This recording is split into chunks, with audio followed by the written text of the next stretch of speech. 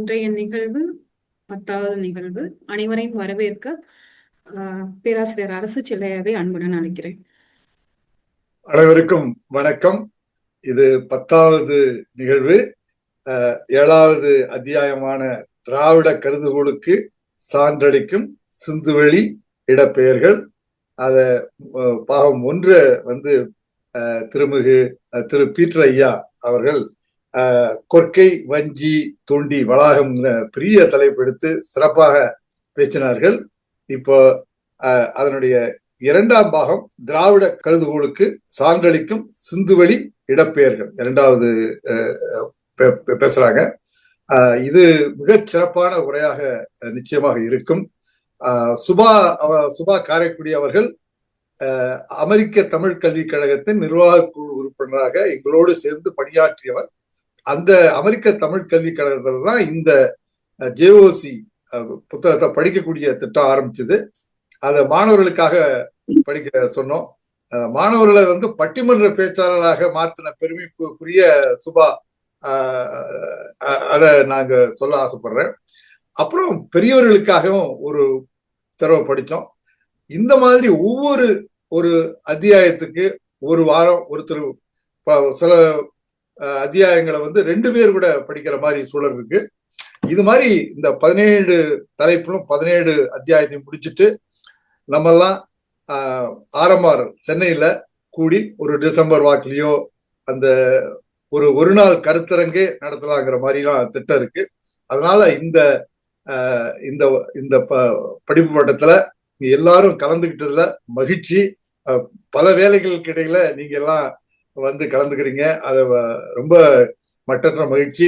உங்களுக்கு இது வரைக்கும் தலைப்புகள்ல தலைப்புகள் மாதிரி இல்ல, ஆர்வம் உள்ளவங்கன்னு நீங்க யார நினைச்சாலும் அவங்கள நீங்க இணைச்சிங்கன்னா நம்ம பெரிய வட்டமாகும். அந்த வட்டம் பெருக பெருக பலருடைய சிந்தனைகள் சேர சேர நமக்கு மகிழ்ச்சி. நம்ம வாழ்க்கை பயணத்துல இந்த சிந்துவெளி முதல் வைகை வரை அந்த பண்பாட்டு பயணமும் இணைஞ்சு ஒரு மிகச்சிறப்பான நம்ம அனுபவமாக அமையும், அறிவாக வளாகமாக அமையும். இந்த சில சொற்களுடன் உங்களை மீண்டும் மீண்டும் வரவேற்று ஒவ்வொரு வாரமும் தவறாமல் இதுபோல் கலந்து கொள்ளுமாறு அன்போடு கேட்டுக்கொள்கிறேன். நன்றி, வணக்கம். நன்றி ஐயா.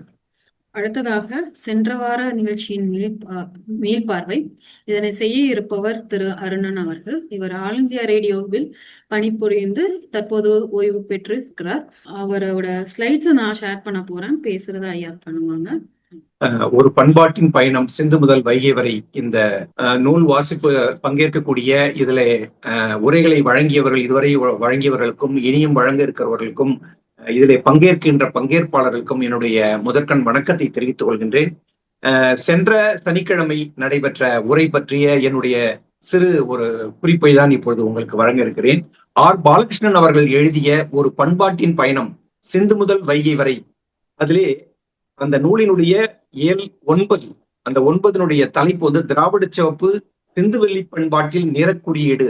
இந்த இயலை திறனாய்வு செய்து வழங்கினார் தொல்லியலாளர் முனைவர் மார்க்சிய காந்தி அவர்கள்.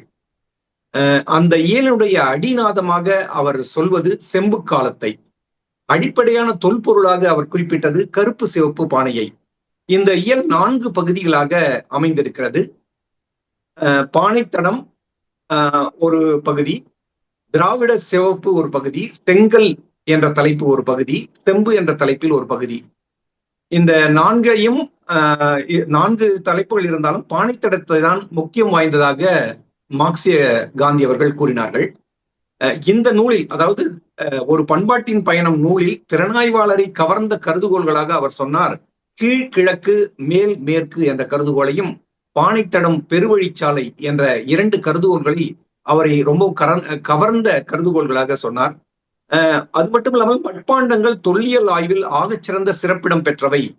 இந்திய நிலப்பரப்பு முழுவதிலும் கிடைக்கும் கருப்பு சிவப்பு பாண்டங்களை விரிவாக ஆய்வு செய்ய வேண்டும் என்ற ஒரு ஆர்வத்தையும் வெளிப்படுத்தினார் மார்க்சிய காந்தி அவர்கள். இந்திய பரப்பு முழுவதும் கருப்பு சிவப்பு பானைகள் கிடைக்கும் இடங்களை குறிக்கும் வரைபடத்தை பாலகிருஷ்ணன் அவர்கள் உருவாக்கியதை குறிப்பிட்டு தொல்லியலாளர்கள் யாரும் செய்யாத வேலையை பாலகிருஷ்ணன் அவர்கள் சிறப்பாக செய்துள்ளார் என்று வாழ்த்தினார் திறனாய்வாளர். இது பற்றிய தொடர்ந்து ஆய்வு முயற்சிகள் செய்ய வேண்டும் என்று அவர் கேட்டுக்கொண்டார். தமிழில் குயவர் என குறிப்பிடப்படும் மக்கள் வடமொழியில் குலாளர் என்று அழைக்கப்பட்டார்கள். சாம்பல் வண்ண பாண்டங்கள் கிடைக்கும் பகுதியே வேத ஆரிய பண்பாடு நிலவிய பகுதி. பிற பகுதிகள் முழுவதும், இந்திய பரப்பு முழுவதிலும் கருப்பு சிவப்பு பாண்டங்கள் கிடைக்கின்றன. இந்தோ ஆரிய பார்வையில் பானை தொழில் செய்வோரை அசுத்தமான சூத்திரர்களாகவும் கழுதையை ஒரு இழிவான விலங்காகவும் பார்த்தார்கள் என்ற கருத்தையும் இந்த நூலிலிருந்து அவர் எடுத்து சொன்னார். ஆனால் தமிழின் செவ்வியல் இலக்கியம் குயவரை கலம்சே கோவே என்று கொண்டாடுகிறது. நாட்டார் தெய்வ வழிபாட்டில் சுடுமண் குதிரைகள், கலன்கள் ஆகியவற்றை குயவர்கள் செய்து கொடுப்பது மட்டுமல்லாமல் அந்த கோயில்களில் பூசாரிகளாகவும் இருக்கிறார்கள். சிந்துவெளி குறியீடுகள் எண் 347, 348 இந்த 2 குறியீடுகளையும் எடுத்து தன்னுடைய பேச்சிலே குறிப்பிட்டார் திறனாய்வாளர் மார்க்சிய காந்தி அவர்கள். ஐராவதம் மகாதேவன் அவர்கள் குயவர்களின் சிறப்பை குறிப்பிடுவதாக இந்த 2 சிந்துவெளி குறியீடுகளும் இருக்கின்றன என்பதை அவர் எடுத்து சொன்னார். தஞ்சாவூர் வள்ளத்தில் இந்த பானை ஓடுகளுடைய சிறப்பை பற்றி சொல்லும் பொழுது அவை எப்படி நம்முடைய வரலாற்றை புரிந்து கொள்வதற்கு, வரலாற்று ஆதாரங்களாக விளங்குகின்றன என்பதற்கு குறிப்பாக தஞ்சாவூர் வள்ளத்தில் மேற்கொள்ளப்பட்ட அகழ்வாய்வை குறிப்பிட்டார். அங்கே 4 அடுக்குகளாக பானை ஓடுகள் கிடைக்கின்றன. மேலே, அதாவது அண்மை காலத்தில் இருக்கின்ற ஒரு பானை ஓடுகளில் எழுத்துக்கள் மட்டுமே உள்ளன. அதிலிருந்து ஒரு அடுக்கு கீழே சென்றால் குறியீடுகளும் தமிழையும் இணைந்த பானை ஓடுகள் கிடைக்கின்றன. இன்னும் காலத்திலே பின்னே சென்றால் அதற்கு அடுத்து வரக்கூடிய அடுக்கில் குறியீடுகள் பொறிக்கப்பட்ட பானை ஓடுகள் கிடைக்கின்றன. அதற்கும் கீழே, அதாவது காலத்தில் இன்னும் பின்னோக்கி சென்றால் எதுவும் எழுதப்படாத பானை ஓடுகள் கிடைக்கின்றன. இப்படி ஒரு இடத்திலேயே நம்முடைய தொல்லியல், நம்மளுடைய வரலாற்றை சான்றுகளாக இந்த பானை ஓடுகள் கிடைக்கின்றன. இதை அந்த வள்ளத்தில் கிடைத்த பானை ஓடுகளை வைத்து பார்க்கும் பொழுது எழுத்துக்களுக்கு முன்னோடியாக குறியீடுகள் இருந்திருக்க வேண்டும் என்று கருத வேண்டியிருக்கிறது என்று மார்க்சிய காந்தி அவர்கள் குறிப்பிட்டார்கள். அடுத்து இது பானைத்தனம் பகுதியைத்தான் அவர்கள் பெரும்பாலும் ஒரு சிறப்பான ஒரு பகுதியாக எடுத்து பேசினார்கள் தன்னுடைய உரையிலே. மற்ற 3 பகுதிகளை பற்றியும் அவர் குறிப்பிடும் போது திராவிட சிவப்பு என்ற பகுதியை பற்றி சொல்லும் பொழுது தொல்காப்பியம் கருப்பு சிவப்பு நிறங்களை கொண்டாடுகிறது. ஆனால் இந்தோ ஆரிய பண்பாட்டில் சிவப்பு நிறம் எதிர்மறையாக பார்க்கப்படுகிறது என்ற கருத்தை எடுத்து சொன்னார். செங்கல் என்ற பகுதியில் 1க்கு 2க்கு 4 என்ற விகித அளவிலான செங்கற்கள் சிந்துவெளி நகரங்களில் கிடைக்கின்றன. சங்க இலக்கியமோ செங்கற்களால் கட்டப்பட்ட புரிசை சுவர்களை விதந்து பேசுகிறது. சிந்துவெளி காலத்திற்கு பிறகு பல நூற்றாண்டுகள் செங்கல் பயன்பாடு வட இந்தியாவில் இல்லை. இந்தோ ஆரிய மொழியில் செங்கல் வழிபாட்டுடன் தொடர்புபடுத்தி பேசப்படுகிறது. மார்க்சிய காந்தி அவர்கள் ஜான் மார்ஷல் நூற்றாண்டு நிகழ்வில் அக்னி சயன சடங்குக்கு உடைந்த ஹரப்பா நாகரிக பானைச்சில்லுகளை வைத்து வேத பிராமணர் அல்லாதவரை கொண்டு யாக குண்டம் கட்டுவித்தனர் என்ற பொருளில் கட்டுரையை தான் சமர்ப்பித்ததை இந்த உரையின் போது குறிப்பிட்டார். அடுத்ததாக செம்பு என்ற பகுதியை பற்றி அவர் பேசும்பொழுது ஆசிரியர் பாலகிருஷ்ணன் அவர்கள் ஹரப்பா மக்களின் விருப்ப உலோகமாக செம்பை குறிப்பிடுகிறார். திறனாய்வாளர் மார்க்சிய காந்தி அதிலிருந்து சற்றே மாறுபட்டு தன்னுடைய பார்வையாக செம்பு ஒரு பயன்பாட்டு உலோகமாக இருந்து கருதுவதாக சொன்னார். ஆரியர்கள் பயன்படுத்திய உலோகப் பொருட்கள் குறித்த தொல்லியல் சான்றுகள் எதுவும் கிடைக்கவில்லை என்பதை விட இல்லை என்றே சொல்ல வேண்டும் என்று மார்க்சிய காந்தி அவர்கள் சொன்னது அழகு. தமிழகத்தில் செம்பு கிடைக்கவில்லை, செம்பால் செய்யப்பட்ட பொருட்களும் கிடைக்கவில்லை. ஆதிச்சநல்லூரில் வெண்கல பொருட்களும் இரும்பு பொருட்களும் கிடைக்கின்றன. தென்னிந்தியா புதிய கற்காலத்திலிருந்து நேரடியாக இரும்பு காலத்திற்கு வந்துவிட்டது. உலோக செம்பு காலம் பற்றி நாம் தெரிந்து கொள்ள வேண்டும் என்றால் நாம் மேலும் மேலும் அகழ்வாய்வுகளை மேற்கொள்ள வேண்டும். அதன் பிறகுதான் இது குறித்து ஒரு முடிவுக்கு நாம் வர முடியும் என்று மார்க்சிய காந்தி அவர்கள் சொன்னார். திறனாய்வாளர் மார்க்சிய காந்தி அவர்கள் தமிழ் பரப்பை பொறுத்தவரை தொல்லியல் பார்வையில் நுண் கற்காலத்திலிருந்து நேரடியாக இரும்பு காலத்திற்கு வந்துவிட்டது, அப்படித்தான் நமக்கு கிடைக்கின்ற சான்றாதாரங்கள் சொல்லுகின்றன என்பதை சொன்னார். முத்தாய்ப்பாக அவர் முடிக்கும் பொழுது மூர்த்தி பெரிது கீர்த்தி பெரிது என்று சொல்வார்கள். அதற்கு மாறாக இந்த ஒரு பண்பாட்டின் பயணம் சிந்து முதல் வைகை வரை நூலின் மூர்த்தியும், அதாவது நூலும் பெரிது, அது தரும் பொருளும் முடிவும் பெரிது என்று வாழ்த்தி தன்னுடைய உரையை நிறைவு செய்தார். மார்க்சிய காந்தி அவர்களுக்கு நம்முடைய உளமார்ந்த நன்றிகள். வணக்கம். மிக்க நன்றிங்க ஐயா. ரொம்ப சுருக்கமாகவும் தெளிவாகவும் ஆழமாகவும் நீங்க மீள்பார்வைக்கு மிக்க நன்றி. ரொம்ப நாளைக்கு அப்புறம் ஆல் இந்தியா ரேடியோ நியூஸ் கேட்ட மாதிரி இருந்தது. சரிங்களா? பாலாயா இப்ப நம்மளோட இணைந்திருக்காங்க. இணைஞ்சிருக்காங்க. அவங்களுக்கு வந்து ஒரு நேர தட்டுப்பாடு இருக்கு, அதனால அவங்களோட வாழ்த்துறைய நம்ம இப்போ வாங்கிக்கலாம்னு நினைக்கிறேன். பாலாயா நீங்க பேசலாம், நீங்க அன்மியூட் பண்ணிட்டு பேசலாம். Thanks a lot. ஒவ்வொரு மீட்டிங் தவிர கலந்துக்கிடுவேன். நான் இங்கே ஒரு காணாத்தூர்ல எங்க ஆபீசருடைய ஒரு ஃபேர்வெல்காக நிறைய பேர் பாம்பேல இருந்து வர்றவங்க, பெங்களூர்ல இருந்து வர்றவங்க, வெளியூர்ல இருந்து வர்றவங்களுக்குலாம் நாங்க தேதி சூஸ் பண்ணும்போது சென்னையில இருக்கிற முறையில நான் I have to give priority to that. அதனால நாளைக்கு லிடியன் நாதஸ்வரம் ப்ரோக்ராம் வேற இருக்கு. இதெல்லாம் மனசுல வச்சு நீங்க 20th நான் finally agreed. I know that I will be missing this. என்னுடைய மை பெஸ்ட் விஷஸ். எனக்கு இங்க ஒரு நான் பேசுற கேக்குதா பாமா? தெளிவா கேக்குது. ஆமா, எனக்கு இங்க வைஃபை கனெக்டிவிட்டியோ இந்த பர்டிகுலர் ரிசார்ட்ல கிடையாது. Thanks a lot and I wish you. நான் யூடியூப்ல பாத்துருவேன். சுபாக்கு என்னுடைய வாழ்த்துக்களை தெரிவிச்சிருக்கேன்.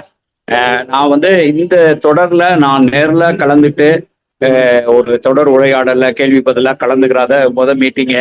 ஆனா இதுல எனக்கு ஒரு வெளியே கிடையாது. மற்றவங்களுக்காக நான் அக்செப்ட் பண்ணிட்டு நான் சென்னையை விட்டு வெளியில வந்துட்டு காலையில நான் ரிட்டர்ன் ஆவேன். Thanks lot Subha. Wish you all the best. பபா, all of you. I hope that I was hurt. Thank you. கேட்டதுங்க ஐயா, நல்லா தெளிவாவே கேட்டது. ரொம்ப நன்றி. Okay thank you all the best.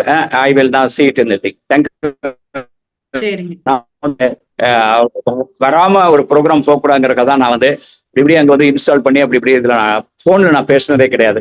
நான் லேப்டாப்ல டெஸ்க்டாப்ல தான் பேசுவேன் actually. Thanks lot. Thank you. ரொம்ப மகிழ்ச்சி. நன்றி நீங்க கலந்துக்கிட்டது. நன்றி. மகிழ்ச்சி. உங்களுடைய வாழ்த்துக்கு நன்றி. Subha, all the best Subha. Great. நான் பார்த்துட்டு I will get it. Okay, thanks. Sure. Thank you. இயல் 7 பகுதி 2 திராவிட கருதுகளுக்கு சான்றளிக்கும் சிந்துவெளி இடப்பெயர்கள். இந்த இயலை இன்னைக்கு திறனாய்வு செய்ய இருக்காங்க திரு சுபா காரைக்குடி. சுபாவோட இயற்பெயரே சுபா காரைக்குடி அடைமொழியா தான் இருக்கும்னு நினைக்கிறேன்.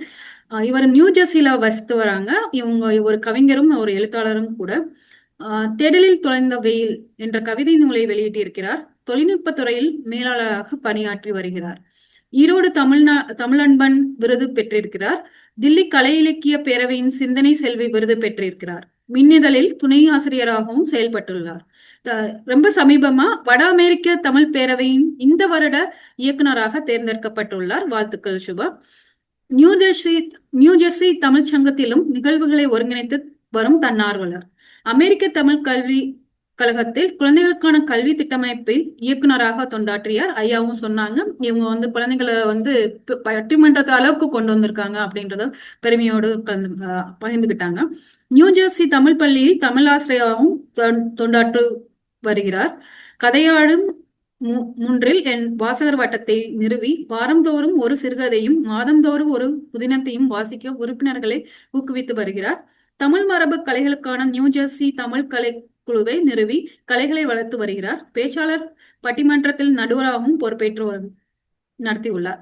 இப்பேற்பட்ட சிறந்த ஆளுமை நம்மளோட இன்னைக்கு இணைந்திருக்காங்க. வாங்க சுபா, உங்களோட திறனாய்வு வழங்குங்க. நன்றி. மிக்க நன்றி. இந்த வாய்ப்புக்கு மிக்க நன்றி.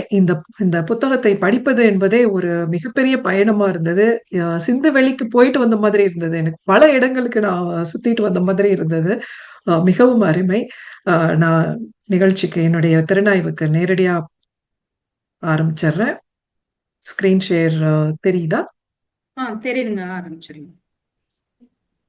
ஒரு பண்பாட்டின் பயணம்.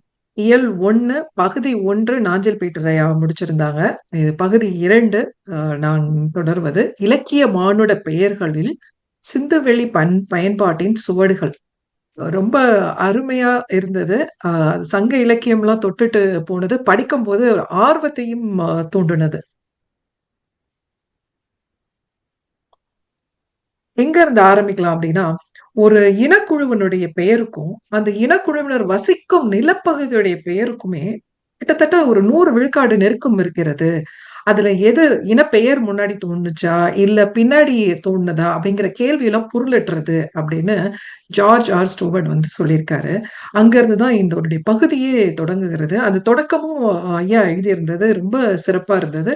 அந்த தொடக்கமே இதுக்கான ஒரு முன்னோட்டமா உள்ள போகும்போது நம்ம என்ன பார்க்க போறோம் அப்படின்னு தெரிஞ்சது. பல பழங்குடிகள் வந்து அவங்களுடைய இனக்குழுக்களுடைய பெயரை நம்மளே கேள்விப்பட்டிருப்போம் இல்லைங்களா?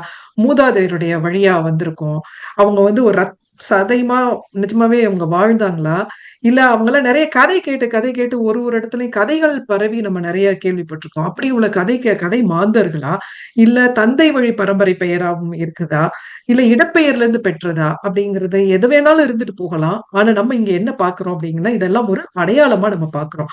இனக்குழுவில இருந்து பெயர்ல இருந்து இடப்பெயர் வந்துச்சா? இல்ல அந்த பகுதியில இனக்குழுவின் ஆதிக்கத்தினால அந்த பெயர் வந்திருக்கலாம். எப்படி வேணாலும் இருந்திருக்கலாம்.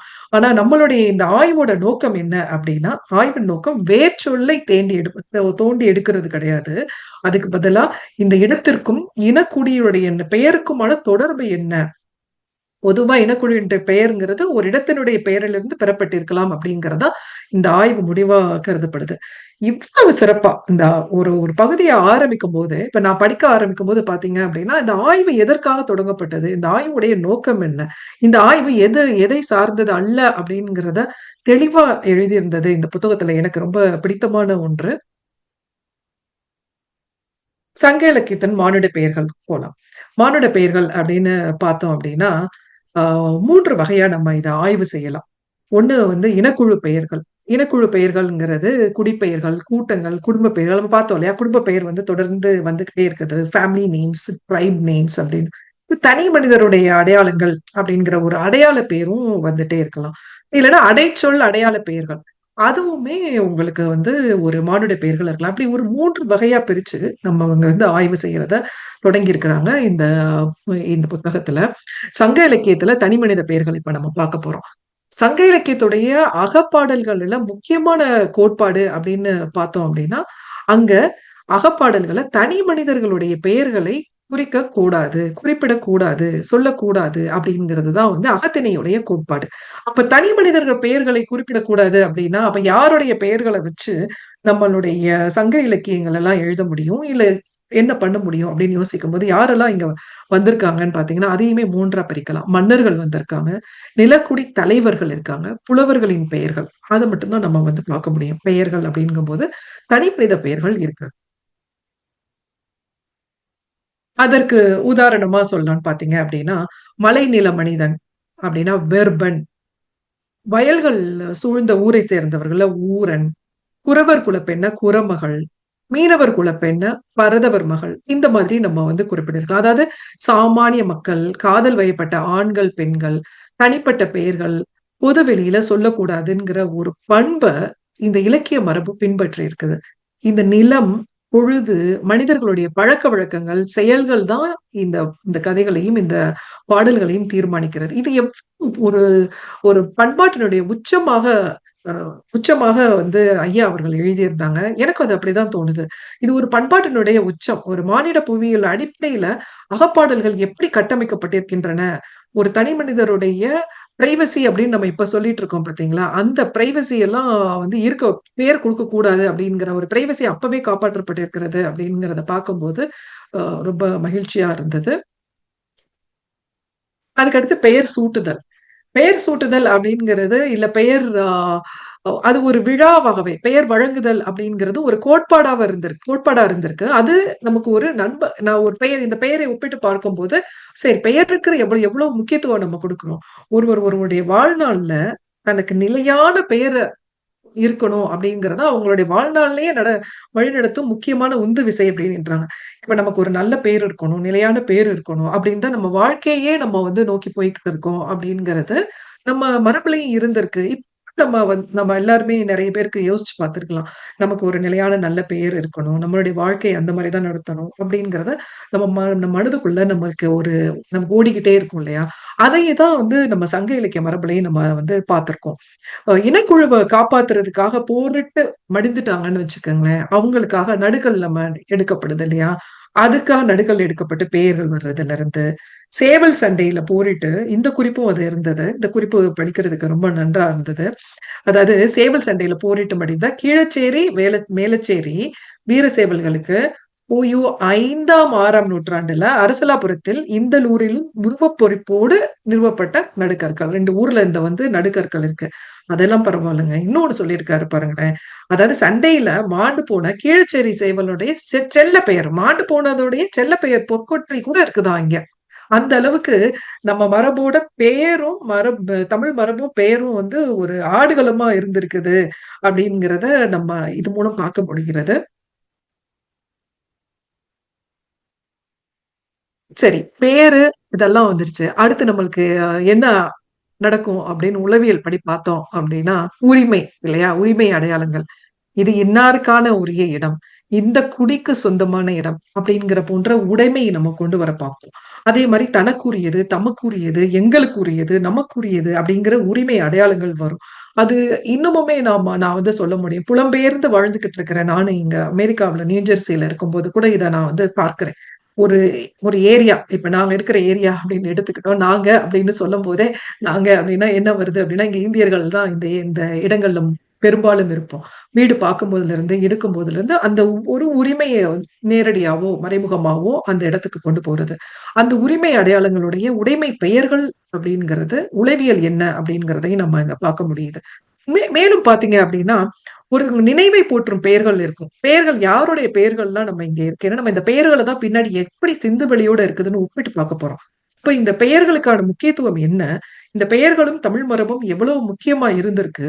இப்ப இந்த பெயர்கள்ல என்னென்ன பெயர்கள்லாம் நம்ம இங்க பார்க்க முடியும் அப்படின்னு பார்த்தோம் அப்படின்னா, யாருடைய பெயர்கள் இருக்கும்? ஒரு நிலைத்த நல்ல வாழ்வு வாழ்ந்தவர்களுடைய பெயர் இருக்கும். புகழ் பெற்றவர்களுடைய பெயர் இருக்கும். நல்ல ஆட்சி செய்தவர்கள், உரிமையோட உள்ளவங்கள், ஆதிக்கம் செலுத்தியவர்கள், வரலாற்று நிகழ்வுகள் இதோட தொடர்பு பட்ட பெயர்கள் தான் நம்ம இலக்கிய மரபுல இருக்கு. அதனால சங்க இலக்கியங்கள்ல காணப்படும் இனக்குழு, மன்னர்கள், தலைவர்கள் இவங்க எல்லா பெயர்களையும் சிந்துவெளியோட நம்ம ஒப்பிட்டு பார்க்கும்போது, இன்னும் நம்ம பெயர்கள் எப்படிலாம் ஒப்பிட்டு இருக்கு, எப்படி ஒப்பிடலாம், ஒப்பிட்டு பார்க்கலாம் அப்படிங்கிறதுக்கான ஒரு முன்னோட்டம் இங்க நம்ம பார்த்திருக்கோம் இப்ப. சங்க இலக்கியத்துல இடம்பெற்ற பெயர்களின் வகைகள். இப்ப என்னென்ன மாதிரி பெயர்கள்லாம் சங்க இலக்கியத்துல இடம்பெற்றிருக்கு அப்படின்னு பார்த்தோம் அப்படின்னா, தமிழர் அப்படின்னு சொல்லுவோம். அதாவது தமிழ் மொழி பேசும் மக்கள் எல்லாம் ஒன்றிணைக்கிறது. புது பெயரா இருக்கின்றது. அது துரை அரங்கசாமி அவர்களுடைய ஆய்விலிருந்து சொல்லப்பட்டது இது. பாண்டியர், சேரர், சோழர், மூவேந்தர்கள் பத்தி நமக்கு தெரியும். மன்னர்களுடைய கூட்டு அடையாளம் ஒண்ணு இது. அடுத்ததா பாண்டியர் என்ற பேரரசுடைய அடையாளம். அவர் பஞ்சவர் மற்றும் கௌரியர் என்ற கிளைப்பிரிவும் அவங்களுக்கு இருக்குது. நம்ம மன்னர்களுடைய கூட்டு அடையாளத்துல பேரரசு அடையாளமாகவும் சோழர் மற்றும் சேரரை, பாண்டியரையும் நம்ம சொல்றோம்.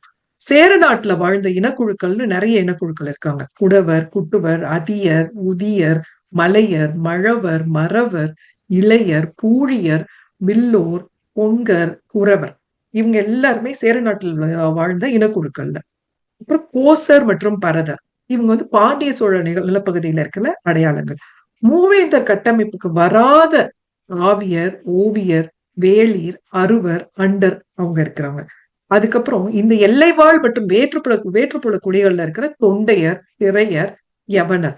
இந்த மாதிரி ஒரு 8 பிரிவா பிரிச்சிருக்கோம். இந்த மாதிரியான பெயர்கள் ஒரு இனக்குழுக்களுடைய பெயர்களை நம்ம இங்க பார்த்திருக்கோம். இவங்க எல்லாம் சிந்துவெளியில நம்ம எப்படி இருக்கிறாங்க, அங்க அதோட எப்படி ஒப்பிட்டு போறது அப்படிங்கிறத அடுத்தடுத்து நம்ம பார்க்க போறோம். இப்ப புறநானூறு 335 என்ன சொல்லுது அப்படின்னா, இனக்குழுக்களுடைய சங்கமம் அப்படின்னு சொல்லுது. இந்த பாடல்ல குறிப்பிட்டிருக்கிற இனக்குழுக்கள்லாம் பாணன், பறையன், துடியன், கடம்பன். இவங்க என்ன சொல்றாங்கன்னா, இதை தாண்டி வேறு குடிகளே அப்ப இல்ல. மண்ணினுடைய ஆதி குடிகள் அப்படின்னா இந்த மாதிரியான வேர்நிலை குடிகள் அப்படிங்கிற ஒரு குறிப்பும் நம்ம இந்த புத்தக ஆய்வில் நம்ம பார்க்கிறோம். அடுத்தது நம்ம திணைப்பெயருக்கு போவோம். திணைப்பெயர், திணைநிலை பெயர், நிலப்பெயர். சங்க இலக்கியம் படிக்கும் போது நமக்கு தெரிஞ்சிருக்கும் திணைப்பெயரும், திணைநிலை பெயர், நிலப்பெயர்லாம் நம்ம தொல்காப்பியத்திலிருந்து வருது. அதையெல்லாம் நம்ம பார்த்திருப்போம் இல்லைங்களா? திணைப்பெயர் அப்படின்னு பாக்குறது அது குடிப்பெயர் அப்படின்னு கூட நம்ம வச்சுக்கலாம். ஆனா சங்க இலக்கியத்துல பல பெயர்களும் இனக்குழு பெயர்களாக இருந்திருக்கும். இந்த பெயர்களுக்கு புவியியல் சூழ்நிலைக்கு ஏற்ற மாதிரி பாடல்கள் அமைந்திருக்கும். அதற்கான தொடர்பும் இருக்கும். இப்ப திணை பெயர் அப்படின்னா என்ன அப்படின்னு பார்த்தோம் அப்படின்னா, சங்க இலக்கியத்துல திணை என்பது நம்ம ஒரு குறிப்பிட்ட நிலம் சார்ந்த இனக்குழுவுடைய பெயரா எடுத்துக்கலாம். ஒரு நிலம் சார்ந்த இனக்குழு. நிலத்தையும் அங்க வாழ்ற மக்களையும் உள்ளடக்கியதுதான் திணை அப்படிங்கிறதும் வச்சுக்கணும். திணையும் திணைநிலை பெயரும் ஒன்று அப்படிங்கிற ஒரு கருத்தும் இருக்கு. திணை பெயர் அப்படின்னா ஒரு பழங்குடியுடைய பெயர், நிலக்குடி தலைவர்களுடைய பெயர் ஆகியவற்றோடு தொடர்புள்ளது. திணைன்னா என்ன ஒட்டுமொத்தத்துல பார்த்தோம் அப்படின்னா, நிலத்தையும் மக்களையும் இணைக்கும் ஒரு அடையாளம். அந்த அடையாளத்தை நம்ம அடுத்து என்னென்ன அப்படிங்கிறத விரிவா பார்க்க போறோம். இப்ப பாருங்க, திணைநிலை பெயர்கள் நம்ம எல்லாருமே கேள்விப்பட்டு வந்த பெயர்கள் குறிஞ்சி, முல்லை, மருதம், நெய்தல், பாலை. அப்ப அங்க உள்ள குறவர், வேட்டுவர், காணவர் குறிஞ்சி நிலத்துல உள்ளவர்களை நம்ம குறிப்பிடுவது. முல்லை நிலத்துல கோவலர், இடையர், ஆயர், பொதுவர். மருதம்ல களமர், நெய்தல்ல நுழையர், பாலையில எயினர், மறவர். இந்த மாதிரி நிறைய ஒவ்வொரு ஒவ்வொரு திணைக்கும் திணை நிலைக்கும் தகுந்த மாதிரி நம்மளுடைய பெயர்கள் இருக்கின்றது.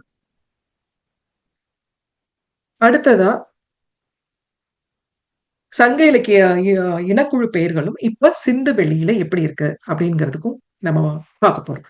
சங்க இலக்கியத்துல வரும் பல பெயர்கள் தனிநபர் பெயர்கள் அல்ல அப்படிங்கறது நம்ம சொன்னோம் இல்லையா? இது வந்து இண்டிவிஜுவலா ஒருத்தருடைய பெயர் கிடையாது. ஆனா ஒரு குழுவோட இனக்குழுவோட பெயர். அப்ப பெயர் மூலம் நமக்கு என்ன தெரியுது? நம்மளுடைய சமூக அமைப்பு தெரியுது, மக்களுடைய பிரிவுகள் தெரியுது. நெய்தல் சார்ந்து ஒருத்தவங்க இருக்காங்க, குறிஞ்சி நிலம் சார்ந்து அப்படிங்கிற ஒரு பிரிவினையும் தெரியுது.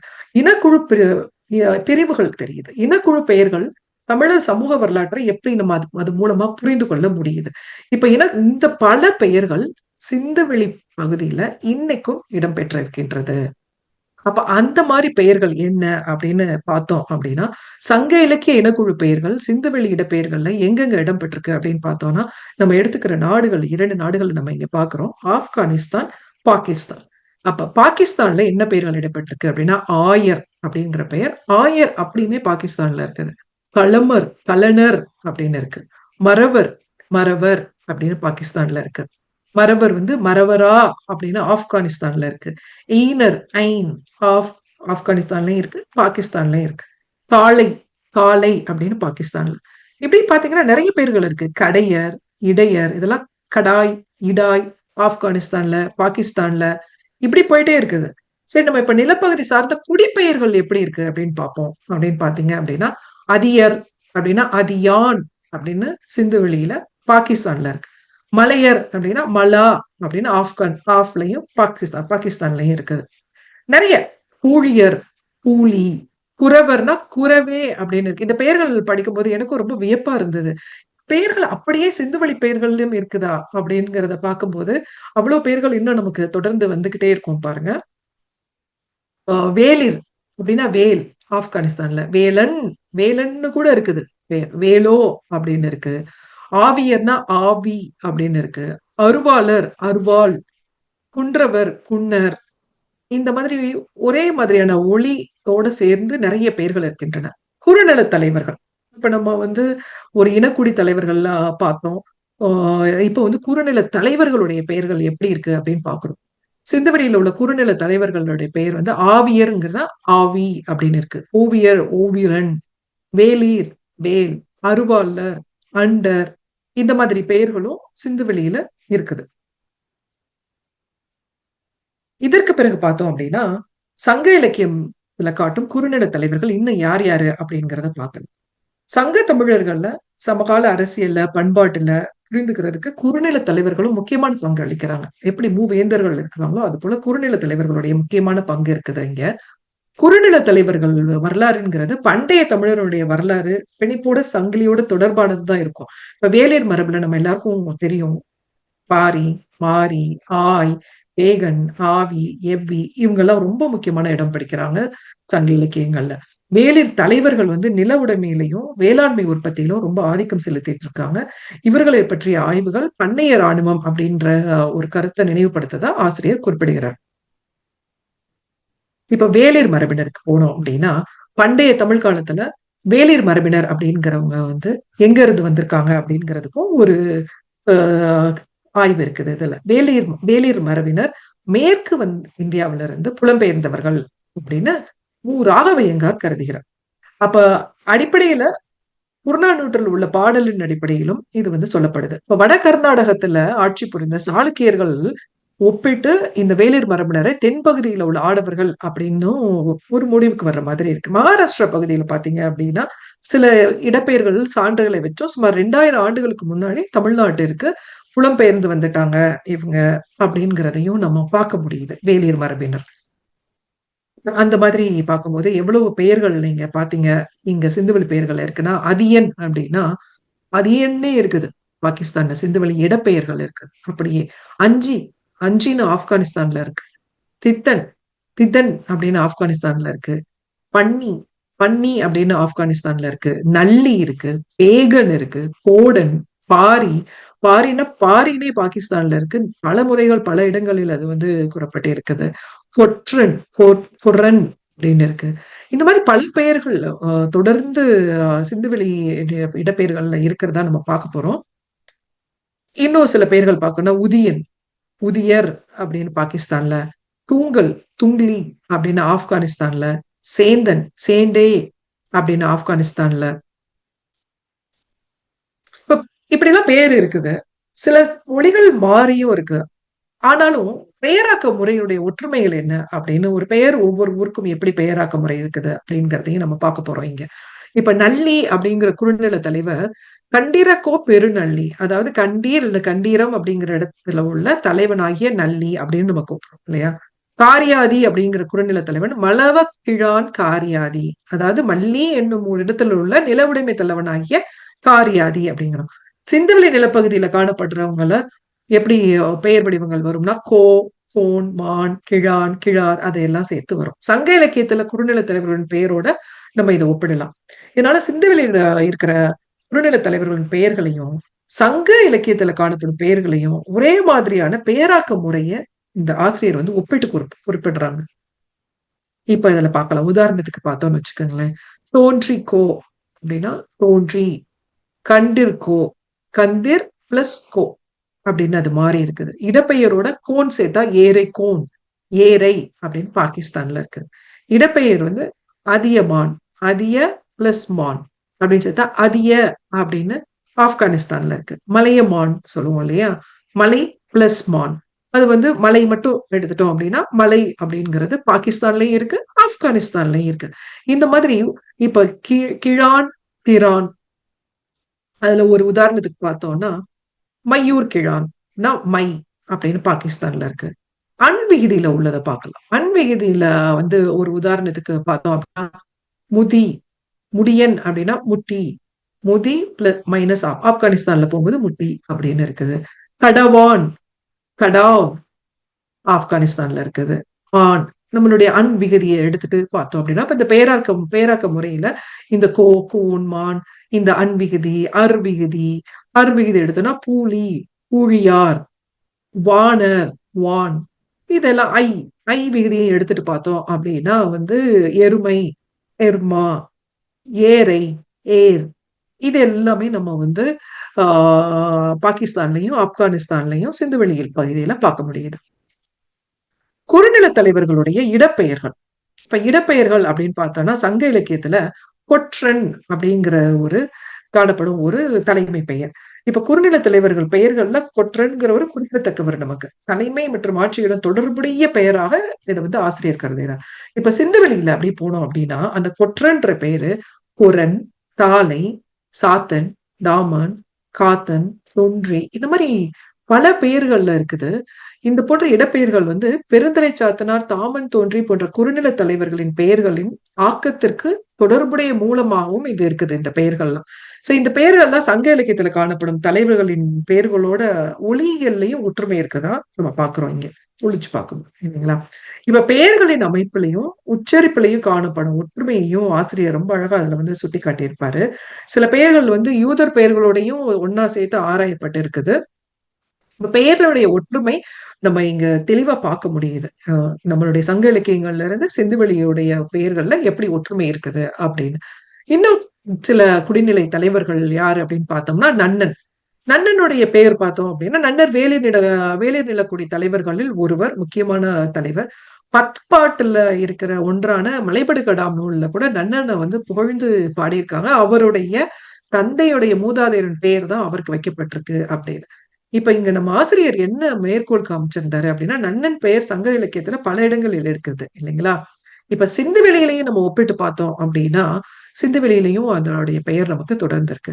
செங்குமா மற்றும் செங்கமார் அப்படிங்கிற இடப்பெயர்கள் செங்கம் என்ற பெயரோட தொடர்புபடுத்தலாம். செங்கம்னா என்ன? நன்னன் வாழ்ந்த பகுதியில ஒன்று செங்கம் அப்படிங்கிறது. பார் அப்படிங்கிறது பாரம் அப்படிங்கிற ஒரு இடப்பெயர். பாருன்றது பாகிஸ்தான்ல இருக்கு அந்த இடம். இப்ப வியோகோட் அப்படிங்கிற பாகிஸ்தான்ல இருக்கிற இடம் வந்து நம்ம ஊர்ல இருக்க வியலூர் அப்படிங்கிறத ஞாபகப்படுத்துது இங்க. பூழி நம்ம ஏற்கனவே பார்த்தோம். பூழின்னு இருக்கிற இடம் வந்து ஆப்கானிஸ்தான்ல இருக்கிற இடம். சங்க இலக்கியத்துல காணப்படும் பூழி அப்படிங்கிற இடத்த வந்து நமக்கு ஞாபகப்படுத்துது இங்க. வாகை நமக்கு எல்லாமே தெரிஞ்ச ரொம்ப பரிச்சயப்பட்ட ஒரு பெயர் இல்லையா? வாகை. வாகை அப்படிங்கிற இடப்பெயர் பாகிஸ்தான்ல இருக்குது. வாகைனே இருக்குது. சேர மன்னன் நார்முடி சேரலும் நன்னனும் மோதிக்கொண்ட இடம்தான் வாகை பெருந்தலை. அங்கதான் காவல் மரமான வாகை மரத்தை சேரன் வெட்டி சாய்க்கிறான் அப்படிங்கிற ஒரு வரலாறு இருக்குது. இப்ப அந்த வரலாற்று போற்றப்பட்ட அந்த சொல் அப்படின்னு எடுத்துக்கலாம். அந்த சொல் அங்க பாகிஸ்தான்ல இடம்பெற்றிருக்கு அப்படிங்கிறத பார்க்கும் போதே ரொம்ப வியப்பாகவும் இருக்குது. தொடர்ந்து இந்த மாதிரி வியப்புக்குள் போற மாதிரி நிறைய பெயர்கள் நம்ம பார்த்துக்கிட்டு இருக்கோம் இங்க. அப்புறம் வேலைத் தலைவர்கள் இன்னும் தொடர்ந்தோம்னா வேல், ஆவி, பேகன், இவங்க எல்லாருமே இங்க வந்து ஆவி அப்படின்னு இருக்காங்க. பேகன் இருக்காங்க. பொதினின்னு இருக்குது. பொதின் அப்படின்னு இருக்காங்க. பொதினீஷ் அப்படின்னு இருக்காங்க. பழனி கூட இருக்குது. இந்த மாதிரியான பெயர்கள் போயிருக்குதுன்னு பாக்குறோம். இப்ப வேல்பாரி, மறுபடியும் இப்ப வேல்பாரிக்கு வந்துட்டோம் அப்படின்னா, வேளிர் குலத்தை சேர்ந்தவர். அதிகம் பாடப்பட்ட வேளிர் தலைவர்களில் ஒருவர். வேல்பாரி அப்படின்னு சொல்லும் போதுமே நமக்கு ஒரு மதிப்பு வரும். பேரரசர்கள் விடவும் கடையேழு மன்னர்கள்ல முக்கியமான ஒருவர். ரொம்ப பெரு உணர்ச்சியோடு நம்ம கொண்டாடப்படுபவர் நம்ம மக்கள்ல எல்லாருமே. அப்படிப்பட்ட வேல்பாரியுடைய பாரி என்ற பெயர் பலமுறை இடம்பெற்றிருக்குது. இங்க எங்க இடம்பெற்றிருக்கு அப்படின்னு பார்த்தோம்னா பாகிஸ்தான்ல இருக்கு. பரும்பு நாட்டை சேர்ந்த பாரியுடைய இடப்பெயர்கள். பாரி ஆட்சி செய்தது பரும்பு நாடுன்னு நமக்கு தெரிந்தது இல்லைங்களா? மத்த இது போக வேற வேளிர்கள் வேற யாரெல்லாம் இருக்காங்க ஏனைய வேளிர்கள் அப்படின்னு பார்த்தோம் அப்படின்னா, ஏனைய வேளிர்கள் வந்து சோழ மன்னர் உருவப்பேற்றையர் இளஞ்சேட் சென்னிக்கு அவருடைய மகளை மணமுடித்து கொடுத்த நாங்கூர் வேல் அப்படிங்கிற ஒரு வேளிர் தலைவனை பத்தி சங்க இலக்கியம் குறிப்பிடுது. அதோட ஒப்பிட்டு அந்த நாங்கூர் அப்படிங்கிற பெயரும் பாகிஸ்தான்ல இருக்குது. அதே மாதிரி பாத்தீங்கன்னா மை பார்த்தோம், மாயூர், நாங்கூர், காமூர், திட்டியன், இந்த மாதிரி பெயர்கள் எல்லாம் சிந்துவெளியில் இடம்பெற்றிருக்கின்றது. அதியர் மரபு. இப்ப அதியர் மரபுக்கு வர்றோம் அப்படின்னா, அதியமான் என்பது அதியர் மரபுடைய முக்கியமான தலைவர் அவர். அந்த தகடூர் மதியமான் தொடர்புடைய முக்கியமான இடமா நம்ம பாக்குறோம். குதிர் அப்படிங்கிறதும் அதியமான் நிலப்பகுதியில் உள்ள ஒரு குதிரை மலை. இங்க மத்தி, மிங்லிகவர், அல்லன் அப்படிங்கறதெல்லாம் அதியமான் எதிரிகளுடைய பட்டியலில் உள்ள வரும் பெயர்கள். இதெல்லாம் கூட எதிரிகளின் பட்டியலின் பெயர்கள் எல்லாம் கூட சிந்துவெளியில நம்ம ஒப்பிட்டு பார்க்க முடியுது. அதியமான் அப்படின்னு ஆப்கானிஸ்தான்ல, தகடூர் அப்படின்னா தகட் அப்படின்னு பாகிஸ்தான்லயும் ஆப்கானிஸ்தான்லயும் 2 இடங்கள்லயுமே இருக்கு. குதிர்னு இருக்குது பாகிஸ்தான்ல. கலர்னு பாகிஸ்தான்லயும் இருக்கு, ஆப்கானிஸ்தான்லயும் இருக்கு. மத்தின்ற பேர் இருக்கு. மினில் கவோர் அப்படின்னு பாகிஸ்தான்ல இருக்கு. அல்லன் அப்படின்னு இருக்கு. இந்த பெயர்கள் எல்லாமே அதியர் மரபுல வந்த பெயர்கள் எல்லாமே சிந்துவெளியில அப்படியே வந்து ஒழிக்கப்பட்டிருக்குது. அடுத்ததான் நம்ம பார்க்க போறது நல்லி மற்றும் காரி. நல்லி கண்டீரம் பகுதியை ஆண்ட குறுநில தலைவன். காரி மலைநாட்டை ஆண்ட புகழ்பெற்ற வேளிர் தலைவன். பாகிஸ்தான்ல நல்லியும் இருக்கு, காரியும் இருக்குது. இந்த 2 பெயர்களும் அங்கேயும் இருக்கிறது நம்ம சிந்துவெளியோட ஒப்பிட்டு பார்க்க முடியாது. குறுநில தலைவர்கள்லாம் தாண்டி இப்ப வந்து தமிழ் மூவேந்தர்களுக்கு போவோம். மூவேந்தர்கள் போனோம் அப்படின்னா சேரர், சோழர், பாண்டியன். அதுல சேரர்ல சேரன், சேரமான், சேரல், சேரலாதன், இப்படி பல பெயர்கள் இதே ஒத்த பெயர்கள்ல பாகிஸ்தான்ல பார்க்கலாம். பழங்கால தமிழ் சமூகத்துல நம்ம மரம், மீன், வில்லு இதெல்லாம் நம்மளுடைய அடையாளங்களா இருந்தது இல்லைங்களா? இதோடைய ஆய்வுகளும் வந்து நமக்கு சிந்துவெளியில நம்ம பார்க்க முடியுது. சங்க இலக்கிய பெயர்கள் பல பெயர்களை வந்து தமிழ் சமூக நினைவில் நம்ம வச்சிருக்கிறோம் இல்லையா? அந்த பெயர்கள் எல்லாமே சிந்துவெளி பெயர்களோடய நம்மளால ஒப்பிட முடியுது. சேரருக்கும் கேரளத்துக்கும் உள்ள தொடர்பும் வந்து இந்த நூலில் விவரிக்கப்பட்டிருந்தது. இதன் அடிப்படையில பாத்தீங்க அப்படின்னா சில கல்வெட்டு மற்றும் வரலாற்று ஆய்வுகளை சேரர்களை கேரள பகுதியில் பழைய அரசு மரபுடன் இணைத்து பார்க்குது. இப்ப சேரர் இடப்பெயர்களும் சிந்துவெளி பெயர்களும் அப்படின்னு பார்ப்போம். சேரர் தொடர்புடைய பல இடப்பெயர்கள் சிந்துவெளியில நம்ம பார்க்க முடியுது. சேர மன்னர்களுடைய பெயர்களான உதியன், சேரல், ஆதன் அப்படிங்கிற பெயர்கள் எல்லாம் பாகிஸ்தான்லயும் இருக்குது. இமயவரம்பன் நெடுஞ்சேரலாதன் அப்படிங்கிற பெயர்ல உள்ள இமய அப்படிங்கிறது பாகிஸ்தான்ல இருக்கு. செல்வ கடுங்கோ வாழியநாதன் அப்படிங்கிற பெயர்ல உள்ள பெயருடைய தொடர்புடைய பெயர்களும் பாகிஸ்தான்ல இருக்கு. செங்குட்டுவன் கொடுக்கூர் என்ற இடத்தை கைப்பற்றினார் அப்படின்னு நமக்கு தெரியும் இல்லையா? அந்த கொடுக் ஆப்கானிஸ்தான்ல 2 இடங்கள்ல இருக்குது இடப்பெயர்கள். சில பெயர்கள் வந்து இடப்பெயராகவும் சில பெயர்கள் மனித பெயராகவும் தொடர்ந்து பார்த்துட்டு இருக்கோம் இங்க. இதனால பழைய பெயர்கள் முற்றிலும் அழியவில்லை அப்படிங்கிற கருத்தை ஆசிரியர் முன்வைக்கிறார். அது வந்து இந்த காலத்தில் நடந்துகிட்டு இருக்கிறதுனால நிச்சயமா நம்ம அது வரவேற்கத்தக்க ஒன்று. சேரர் தொடர்பான ஒப்பீடுகள் அப்படின்னு பார்க்கும்போது இந்த பெயர்லாம் சொன்னா பார்த்தீங்களா? சேரன், சேரல், சேரலாதன், அது எல்லாமே சேரன், சேரக், சேரமான், சேரா, சேராக் அப்படின்னு பாகிஸ்தான்ல இருக்குது. பொறை அப்படிங்கிற ஒரு இடப்பெயர் சங்க இலக்கியத்தில் இடம்பெற்ற இடப்பெயர் பொறைனே பாகிஸ்தான்ல இருக்குது. குடன குடனவ குடவ குடவநாடு அப்படிங்கிறதும் குடவனாலா அப்படின்னு பாகிஸ்தான்ல இருக்கு. கோட்டை அப்படிங்கிறது பாகிஸ்தான்ல கோட்டை அப்படின்னு இருக்கு. கோடை கோடைன்னு இருக்கு. தொடர்ந்து இந்த மாதிரி பாத்தீங்கன்னா அடுத்து இமயவன் அப்படின்னா இமயா அப்படின்னு இருக்கு. வலியன் அப்படின்னா வலியன் அப்படின்னு இருக்கு. நல்லி ஏற்கனவே பார்த்தோம், நல்லி அப்படின்னு இருக்கிறது அப்படின்னு. அடுத்து சோழர்களுக்கு போகும். சோழர் காலத்துல உள்ள எந்தெந்த பெயர்கள் எல்லாம் இங்க நம்ம சிந்துவெளியில பார்க்க முடியும் அப்படின்னு பார்த்தோம்னா அசோகருடைய கல்வெட்டுகள்லயே சோழர்கள் பற்றிய முதல் கல்வெட்டு சான்று இருந்தது இல்லைங்களா? சோழர்கள்ல வந்து வளவ, செம்பியர் அப்படின்னு நம்ம சொல்லலாம். அந்த சிபி அப்படிங்கிற மன்னனோட சோழ தொன்மங்கள் இணைத்து நம்ம பேசப்படுது. இப்ப செம்பியன் என்ற சொல் சிபி என்பதிலிருந்து உருவானது அப்படின்னு நம்ம இங்க வந்து குறிப்பிட்டிருக்கிறார். சிபி என்ற மன்னனின் பெயர் சமஸ்கிருத புராணங்களில் உள்ளது. புறாவை காப்பாற்ற அவருடைய சதையை அறுத்து கொடுத்த சிபி சக்கரவர்த்தியை பற்றிய கதை வந்து சிலப்பதிகாரம், கலிங்கத்து பரணி, பெரிய புராணம் போன்ற தமிழ் நூல்கள்ல நம்ம பார்த்திருக்கோம். இப்ப சோழ நாட்டுடைய முக்கிய மையமா விளங்குகிற உறையூர், குடந்தை, புகார் இந்த இடங்கள் எல்லாம் நம்ம ஆய்வுல குறிப்பிட்டோம் அப்படின்னா இந்த இடங்களுடைய பெயர்கள் சிந்துவெளிகளையும் நம்ம பார்க்கலாம். இப்ப சோழர் என்ற சொல்லுடைய உருவாக்கத்தையே விளக்கும் போது சோழியர் அப்படிங்கிற ஒரு பழைய வடிவத்துல இருந்து சோழியா அப்படின்னு வந்து சோழா அப்படின்னு திரிந்திருக்கலாம். அப்ப சோழர்களை வந்து கோழி பெயரோடு தொடர்புடையதா மரபு கதையில சிலப்பதிகாரத்துல நம்ம பார்க்கலாம். ஒரு அரசர் யானைய ஒரு அரசனுடைய யானைய ஒரு சேவர் கோழி வீரமா தாக்கிடுச்சு. அதனால அந்த வீரத்தை மெச்சி அந்த இடத்த வந்து சோழர் தலைநகரம் நிறுவப்பட்டதாகவும் அதன் மூலமாகவே கோழியூர், கோழியர், கோழி அப்படிங்கிற பெயர்லாம் உருவானதா இந்த கதை மரபு சொல்லுது. அப்படி இருந்தாலும் சோழர் என்ற சொல்லுடைய தோற்றம் குறித்து ஒரு தெளிவில்லை அப்படிங்கிறது கால்வேர்ல்டின் கருத்து. இதையுமே இந்த ஆசிரியர் வந்து குறிப்பிட்டிருக்கிறார். இப்ப சோழ பெயர்களுடைய ஒப்பீடு என்ன அப்படின்னு பார்ப்போம். காவிரி ஆறு நமக்கு வந்து ரொம்ப தெரிந்த ஆறு. அந்த காவிரி ஆறு பாகிஸ்தான்ல காவேரா, காவிரா, காவேரி வாலா அப்படிங்கிற பெயர்லயும் ஆப்கானிஸ்தான்ல காவ்ரி அப்படிங்கிற பெயரோடையும் ஒப்பிடலாம் நம்ம. இப்ப பண்டைய சோழ மன்னர்கள் ஒருவரான தொடித்தோடு செம்பியன், அப்போ அவருடைய பெயரு பாகிஸ்தான்ல தொடி மற்றும் தோட் அப்படி அதோடைய கோர்வையா பார்க்கலாம். இந்த மாதிரி நிறைய பெயர்கள் உறையூர், ஏனிச்சேரி தொடர்ந்து பார்த்துட்டே போகலாம். இப்ப வந்து சோழர்களுடைய தலைநகரமான உறையூர் பாகிஸ்தான்ல உரை அப்படின்னு இருக்கு. இன்னொரு பெயரான கோழியூர் வந்து பாகிஸ்தான்ல கோழி அப்படின்னு இடம்பெற்று இருக்குது. கரிகாலனுடைய பெயரான நடுங்கிள்ளியும் மோதி கொண்ட இடம் வந்து காரியாறு அப்படின்னு பார்த்தோம்னா அந்த இடமும் காரியர் அப்படின்னு இடம்பெற்று இருக்கு பாகிஸ்தான்ல.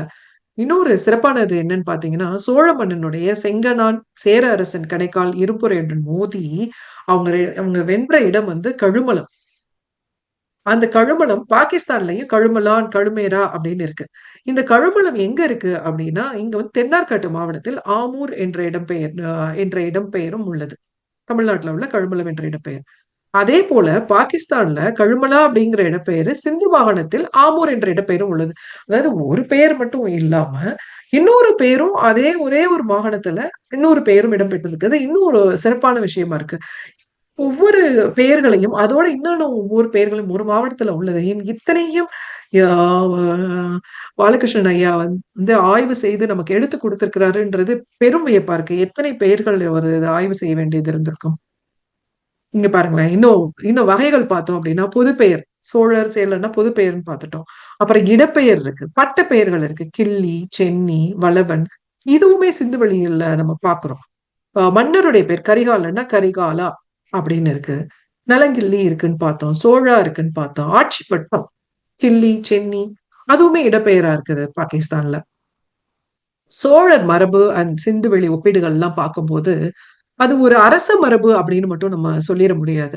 அது ஒரு பெரும் அரச மரபு பேராக ஊரு மக்கள் எல்லாம் சேர்ந்த ஒரு பேராகவும் மரபாகவும் பாக்குறேன் நானு. பட்டப்பெயர்கள் கூட வந்து இதுல இந்த பெயர்கள்ல இடம்பெற்றிருக்குன்னா நம்ம கிள்ளி, சென்னி, வளவன் அப்படின்னு. மன்னர்கள் பெயரும் பார்த்தோம், கரிகாலன், நலங்கிள்ளி அப்படின்னு. சோழர் பெயர்கள்ல வந்து நிறைய வடிவங்கள் இருக்குது. அதையும் நம்ம வந்து சோழர் வம்சத்துல பார்த்தோம். இப்படி சோழர் வம்சம் பார்த்தாச்சு, சேரர்கள் பார்த்தாச்சு, மூவேந்தர்களான அடுத்து பாண்டியர்கள் எப்படி கொடுக்கப்பட்டிருக்காங்க அப்படின்னு பார்த்தோம் அப்படின்னா பாண்டியர்கள் பெயரும் இடம்பெற்றிருக்குன்றது. பாண்டியர், பாண்டியன் வாலா, பாண்டிகோலா, பாண்டிப்பைன் அப்படின்னு ஆப்கானிஸ்தான்ல இருக்குது, பாகிஸ்தான்ல இருக்கு. இப்ப சங்க இலக்கியத்துல பாண்டியர்களுடைய முக்கியமான சின்னமா மீன் இருக்குது இல்லைங்க. அந்த மீன் சிந்துவெளி வடமேற்கு பகுதிகளிலையும் மீன் தொடர்புடைய குறியீடுகள் நம்ம பார்க்க முடியுது. பாண்டியர் பெயர் வந்து பல இடங்கள்ல ஊர் பெயராகவும் மக்களின் பெயர்களும் எப்படி நம்ம சோழர்கள் பார்த்தோமோ அதே மாதிரிதான் இங்கேயும் ஊர் பெயர்களாகவும் மக்களின் பெயர்களாகவும் ஒரு வரலாற்றில் இயல்பான நிகழ்வா நடந்துகிட்டு இருக்குது. ஒரு தனிப்பட்ட அரச குடும்பத்தை மட்டும் இல்லாம ஒரு பரந்த ஒரு மக்கள் சமூகத்தினுடைய அடையாளமாக நம்ம பார்க்கிறோம் இங்க. இப்ப பாண்டியர் பெயர்கள்ல சிந்துவெளியில என்னென்ன ஒப்பீடு பார்க்கலாம் அப்படின்னு பார்த்தோம் அப்படின்னா பாண்டியன் அப்படின்லாம் நம்ம பார்த்தோம். இப்போ வழுதி, மாறன் அப்படிங்கிற பட்டப்பெயர்கள்லாம் வழுதி, மாறன்ங்கிறது பாகிஸ்தான்லயும் இருக்குது. துறைமுக நகர ஒப்பீடுன்னு பார்த்தோம்னா கொற்கை அப்படிங்கிறது கை ஒப்பீட்டு வடிவாக இங்க பாகிஸ்தான்ல இருக்குது. தனிப்பட்ட பெயர்கள் கிருத்திராஜ் அப்படிங்கிற பெயர்களும் சிந்துவெளியில ஒப்பீட்டு பெயர்களா இருக்குது பாகிஸ்தான் நாட்டுல. இப்போ பாண்டிய பெயர்களுடைய ஒப்பீட்டுல இன்னும் என்னென்ன பெயர்கள்லாம் நம்ம ஒப்பிடலாம் அப்படின்னு பார்த்தோம் அப்படின்னா கருங்கை ஒவ்வால் பெரும்பெயர் வழுதி என்ற பாண்டிய மன்னனுடைய பெயர் வந்து கருங்கை அப்படின்னா கருப்பான கை அப்படின்னு நம்ம சொல்லுவோம் இல்லையா. கரிகாலன்னா கருப்பான கால் போன்றது அப்படின்னு. பொற்கை அப்படின்னா என்ன சொல்லுவோம், பொற்கை பாண்டியன் பெயருக்கு பொன்கை, அதாவது தங்கத்தால் செய்யப்பட்ட கை. இப்ப சிந்துவெளி நிலப்பகுதியில பொற்கை, வஞ்சி, தொண்டி, வளாகம் இடப்பெயர் தொகுதியை கருத்தில் கொண்டு பாகிஸ்தான்ல பொற்கை, ஆப்கானிஸ்தான்ல பொற்கா, கருட்ஸ்கை அப்படிங்கிற பெயர்கள்லாம் இருக்கு. தூத்துக்குடி மாவட்டத்துல இப்போ நமக்கு ஆதிச்சநல்லூர் பகுதியில இருக்கும் கொற்கைங்கிறது பயன்படுத்தப்படுகிறது இல்லையா. இப்ப பாண்டியர்களின் ஆட்சியில பகுதியில இருந்தது. இப்ப பாகிஸ்தான்ல வந்து கை என்பது ஒரு சொல்லிட பெயராக பயன்படுகிறது. இந்தியாவுல மத்திய பிரதேசத்துல ஒரே ஒரு இடத்துல மட்டும்தான் கை அப்படிங்கிறது உள்ளது. இப்ப ரோமன் வரி வடிவத்திலையும் கூட எழுதும் போதும் கை என்ற பெயர் கை கே அப்படின்னு எழுதப்படுகிறது. இப்ப இன்னொரு விடயம் பார்த்தோம் அப்படின்னா வடிவம்பல நின்ற பாண்டியன், அதாவது இந்த இடத்துல வந்து வடிவம்பல நின்ற பாண்டியன். இப்ப நின்ற அப்படிங்கிற ஒரு சொல் வருது. இப்ப அந்த நின்ற அப்படிங்கிற சொல் எப்படி அங்க இருக்கிறது அப்படின்னு பார்த்தோம்னா நின்றோ, நின்றோ, நின்றாமையினர் அப்படின்ற பெயர்களை துணை கொண்டு நம்ம வந்து மதிப்பிட்டு ஒப்பிட்டு பார்க்கணும். இப்ப பாண்டிய மன்னர்கள்ல மிக முக்கியமானவரா பாக்குறது தலையாங்கானத்து செருவென்ற நெடுஞ்செழியன். இப்ப இவருடைய தலையாங்கானம் அப்படிங்கிற போர்க்களத்துல சேரர் சோழ மன்னர்களையும் 5 வேளிர்குடி தலைவர்களையும் தோற்கடித்தவர். முழலை மற்றும் முத்தூர் குற்றம் ஆகிய சோழ பகுதிகளை கைப்பற்றியவர் இந்த மன்னர். இப்ப தலை அப்படிங்கிறது சிந்துவெளி பகுதியில முக்கியமான இடப்பெயர். பாகிஸ்தான்ல 6 முறை இது வந்து பயன்படுத்தப்பட்டிருக்கு. பாகிஸ்தான்ல தலைவாலா, அணித்தலை, பகுத்தலை, மோரன் தலை, சிமல் தலை அப்படின்னு 6 இடங்களில் இது பயன்படுத்தப்பட்டிருக்கு. ஆப்கானிஸ்தான்ல ஆலங்கட், பாகிஸ்தான்ல ஆலங்கான் அப்படிங்கிற இடமும் இருக்குது. இப்படி பெரிய ஆட்சி பகுதியில ஒரு பகுதியை குறிக்கும் போது தமிழ் சொல்லான கூற்றம் அப்படிங்கிறது 13 முறை பாகிஸ்தான்ல இடம்பெற்றிருக்குது. ஆப்கானிஸ்தான்ல 1 முறை இடம்பெற்றிருக்குது. பாகிஸ்தான்ல கூற்றம் என்ற ஒரு மாவட்டம். இன்றைய தமிழ்நாட்டுல நம்ம இப்போ கூற்றம் அப்படிங்கிற ஒரு பெயரை வந்து நம்ம நம்ம அந்த இடத்துல இடப்பெயரா இல்லை நம்ம. சரி, இப்ப வந்து நம்ம மன்னர்கள் பார்த்தாச்சு, அவர்களுடைய குடிப்பெயர்கள், இனப்பெயர்கள், அவர்களுடைய பட்டப்பெயர்கள் முதற்கொண்டு எல்லா பெயர்களும் எப்படி சிந்து வெளியில இருக்குன்னு பார்த்தோம். அடுத்ததா பார்க்க போறது கடவுள்களுடைய புலப்பெயர்வு. புலம்பெயர் மக்களோடு கடவுள்களும் அதே இடத்துக்கு புலம்பெயர்ந்து விடுகிறார்கள். அந்த புலம்பெயருங்கிறது வந்து ஒரு நம்பிக்கை மரபுகளின் குறியீடா சேர்ந்து வருது இல்லைங்களா?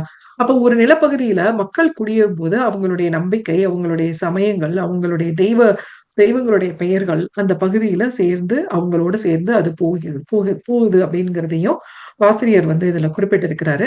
அதை நான் இப்போ இங்க ஏற்கனவே சொன்னபடி இங்க இருக்கும்போது அதை நான் உணர்றேன். இப்ப நான் இருக்கிற பகுதியிலையும் பாத்தீங்க அப்படின்னா, இந்த இருக்கிற பகுதியில வலது பக்கம் திரும்பினா ஒரு கோவில், இடது பக்கம் ஒரு திரும்பினா கோவில், என்னை சுத்தி கோவில்கள், அத்தனை கோவில்கள் இருக்கிறாங்க, கடவுள்கள் இருக்கிறாங்க. அதற்கான அதற்கான மரபுகள் எல்லாமுமே வந்து மக்களால் வந்து பின்பற்றப்பட்டு வந்துகிட்டு இருக்குது. இப்ப கடவுள் அப்படிங்கிற வேர் சொல்லை கடந்து செல்லுதல் அப்படிங்கிறதோடையும் தொடர்பு படுத்தி பார்க்கலாம். தெய்வம் என்ற சொல் தொல்காப்பியத்துல அகத்திணை கோட்பாட்டில் இருக்கிறது. இப்ப நம்ம தொல்காப்பியம், சங்க இலக்கியம் ரெண்டையும் ஒன்னா படிச்சு பார்த்தோம் அப்படின்னா நமக்கு புரியுறது என்ன, பழந்தமிழர்கள்ல கடவுள்ங்கிற பத்திய ஒரு கருத்தாக்கத்துல கடவுள் வந்து ஒரு பூமியையோ உலகத்தையோ இல்ல இயற்கை சூழல்களையோ படைத்தவரா நம்ம கற்பிக்கப்படல. அது மாறா வந்து கடவுள் நிலத்துல ஒரு கருப்பொருளா இருந்திருக்காரு. மக்களோட சேர்ந்து சாப்பிடுவது, உறங்குவது, புவி சூழல் சார்ந்த திணை கோட்பாட்டுல ஒரு அங்கமா கடவுள் இருக்கிறதா நம்ம பார்க்கிறோம். இப்ப தமிழர்களுக்கு முருகன் மற்றும் அது தொடர்ச்சியான வேலன், செந்தில் ஆகிய பெயர்கள்லாம் நமக்கு ரொம்ப முக்கியமானவர்கள். சிந்துவெளி பண்பாட்டு நிலப்பகுதிகளையும் முருகன் அப்படிங்கிற பெயர் இருக்குது, முருகன் வாளான் இருக்கு, வேலன் இருக்கு, காமவேல் அப்படிங்கிற இடப்பெயர்கள் இருக்கின்றது. இப்ப முருகனின் அறுபடை வீடுகள் நம்ம பார்த்திருக்கோம். நமக்கு தெரிஞ்ச அறுபடை வீடுகள்ல திருச்செந்தூர் தவிர மற்ற 5 மலைத்தலங்கள். அதுல சங்க இலக்கியங்கள் ஒன்றான திருமுருகாற்று படையில இந்த படைகள் வீடுகள்லாம் இருக்குது இல்லைங்களா? இப்ப பாகிஸ்தான்ல பாத்தீங்கன்னா ஆவி அப்படிங்கிற இடப்பெயர் இருக்குது. இப்ப அந்த அறுபடை வீடுகள் பார்ப்போம். திருப்பரங்குன்றம், திருச்சீரலைவாய், அதான் திருச்செந்தூர், திரு ஆவினன்குடி, பழனி இப்போ, ஏரகம், சுவாமிமலை, குன்று தோராடல், திருத்தணி, பழமுதிர்ச்சோலை. இப்ப இந்த ஆவி அப்படிங்கிற பெயர் வந்து பாகிஸ்தான்ல ஆவிதாரியா அப்படின்ற பெயர்ல இருக்கு. பழனி என்ற பெயர் பழனி தோக், பழனி கவுர் அப்படின்னு பாகிஸ்தான்ல இருக்கு. ஆப்கானிஸ்தான்ல புதிகை, புதினா மற்றும் புதின் என்றும் பழனி என்றும் இருக்குது ஆப்கானிஸ்தான்ல. செந்தில் என்ற பெயரும் பாகிஸ்தான்ல இருக்கு. செந்திலோ குகை, செந்தி, செந்தி அப்படின்னு ஆப்கானிஸ்தான்லயும் இருக்குது. இப்ப பரங்குன்று அப்படிங்கிற முருகனுடைய உறைவிடம் அப்படின்னு சங்க இலக்கியத்துல குறிப்பிட்டிருக்கு. இந்த சொல்ல இருக்கிற குன்று அப்படிங்கிற என்பது வந்து மலை, பரம் அல்லது பரங் என்பதுடைய அடி சொல் இல்லையா? பாகிஸ்தான்ல பார்த்தோம்னா பரங், பரன், குன்றி, குன்றோ அப்படின்னு இருக்கு. சோலை, தணிகை, தனி அப்படிங்கிற வடமேற்கு பெயர்களும் பழமுதிர் சோலை மற்றும் தணிகையை குறிக்குது. இப்ப நம்ம ஆய்வாளர்கள் இங்க என்ன ஆய்வாளர்கள் அஸ்கோ பர்லோலாவும் ஐராவத மகாதேவனும் சிந்துவெளி குறிப்புகள்ல முருகன் பற்றிய குறிப்புகளை ஆய்வு செய்திருக்காங்க. இவங்க 2 பேரும் சொல்றது என்னன்னா, முருகன் என்பதை குறிக்கும் சிந்துவெளி முத்திரைகளாக சிலவற்றை அடையாளம் காட்டுறாங்க. இப்ப ஆதிச்சநல்லூர்ல கிடைத்துள்ள தொல்பொருள் தடயங்கள் மூலமும் முருகனுடைய வழிபாடு வடமேற்கிலிருந்து வந்திருக்கும் அப்படின்ற ஒரு ஆய்வாளர்களும் வைத்திருக்கிறாங்க. இந்த கருத்தினோட பின்னணியில என்ன இருக்கு அப்படின்னு பார்த்தோம்னா, முருகன் தொடர்பான இடப்பெயர்கள் ஆப்கானிஸ்தான், பாகிஸ்தான் பகுதியிலும் எஞ்சி இருக்கிறது அப்படிங்கிறது நமக்கு தெரிய வருது. கல்வி பரவலாக்கம். கல்வி என்றது அறிவு புலம், இனம், குடி, பாலினம், தொழில், ஏழை, பணக்காரன் அப்படின்னு எந்தவித எல்லைகளுக்கும் அடக்காமல் அனைவருக்குமானதாக இருந்திருக்குது சங்க காலத்துல. சங்க கால புலவர்களுடைய அடையாளமா அவர்களின் பூர்வீகமான ஊரின் அடையாளத்தோடு பிணைக்கப்பட்டிருக்கிறது. மதுரை அளக்கர் ஞாழல் மகனார் மல்லனார், அழகர் அப்படிங்கிற சிந்து வெளி இடப்பெயர்கள்ல அழகர் அப்படின்னு இருக்குது. கபிலர் அப்படிங்கிறது கபில் அப்படின்னு இருக்குது. சோ கோழி கொற்றனர், கோழியன், கொற்றனார், நக்கீரர், நக்கீர, மாங்குடி மருதனார், மாங்குழி, கொற்றனார்ங்கிறது கொற்றன். நிறைய பெயர்கள் இந்த மாதிரி பார்த்தோம்னா ஒவ்வொரு பெயர்களா சொல்லிட்டு போகலாம். அத்தனை பெயர்கள் வந்து சிந்துவெளியில நம்ம வந்து பார்க்க முடியுது. இப்ப இந்த கல்வெட்டு பெயர்களும் சிந்துவெளி இடப்பெயர்களும் இந்த அகழாய்வு தளங்கள்லாம் நம்ம பார்த்திருக்கோம். இந்த அகழாய்வு தளங்கள்ல எல்லாம் சிந்துவெளி குறியீடுகள் போன்ற பொறிப்புகளும் இருக்குது இல்லையா, மண்பாட்டங்கள் இருக்குதுங்கிறதையும் நமக்கு தெரியுது. இப்ப இந்த பானை கீறலுக்கும் சிந்துவெளி பொறுப்புகளுக்கும் இடையே ஒரு உருவ ஒற்றுமை வடமேற்கு நிலப்பகுதிக்கும் தொல் தமிழகத்திற்கும் இடையிலான தொடர்புக்கு அசைக்க முடியாத சான்றுகளா இருக்கின்றன. தமிழகத்துல பல இடங்கள்ல குகைகள் மற்றும் பாறைகள்ல காணப்படும் தொன்மையான எழுத்துக்கள், தமிழ் பிராமி அப்படின்னு நம்ம சொல்றோம். அதையும் முதலில் ஆய்வு செய்து வாசித்தவர்கள்ல A C Burnell, K P Subramania Iyer, T N. Subramaniyar போன்றோர் குறிப்பிடத்தக்கனர்ங்கிறதையும் இந்த புத்தகத்தில் ஐயா குறிப்பிட்டிருந்தது மகிழ்ச்சியா இருந்தது. ஐராவதம் மகாதேவன் தமிழ் பிராமி கட்டுரை கல்வெட்டுகளை முறையா தொகுத்து ஆய்வு செய்திருக்கார். அவரது நூல்கள்ல கல்வெட்டுகளில் இடம்பெற்றிருக்கும் இடப்பெயர்கள் மற்றும் தனி மனித பெயர்கள் பட்டியலிடப்பட்டுள்ளன. இந்த பட்டியலுக்கு பின்னால சிந்துவெளி இடப்பெயர்களுடன் ஒப்பிடுவதற்கான அடிப்படையாக அமைந்திருக்கின்றது. இப்ப தொல் தமிழ் கல்வெட்டுகளில் காணப்படும் சில இடப்பெயர்கள் வடமேற்கு இந்தியா சிந்துவெளி பகுதிகளில் காணப்படும் இடப்பெயர்களுக்கு இடையே ஒரு ஒளியியல் ஒற்றுமைகள் இருக்கின்றன. இத்தகைய ஒற்றுமைகள் பழைய குடியேற்றங்கள் அல்லது பண்பாட்டு பரவலா நமக்கு பரவி இருக்கு அப்படிங்கிறத காட்டும். இடப்பெயர் மட்டும் இல்லாம தனிமனித பெயர்கள், குடித்தலைவர்கள், அரசர்கள், சமூக தலைவர்களின் பெயர்களும் ஒப்பிடப்பட்டிருக்கு. இந்த பெயர்களின் தொடர்ச்சியா வைத்து பார்த்தோம் அப்படின்னா தொன்மையான மக்கள் நகர்வுகள் மற்றும் பண்பாட்டு தொடர்புகளை புரிந்து கொள்ள முடியும்.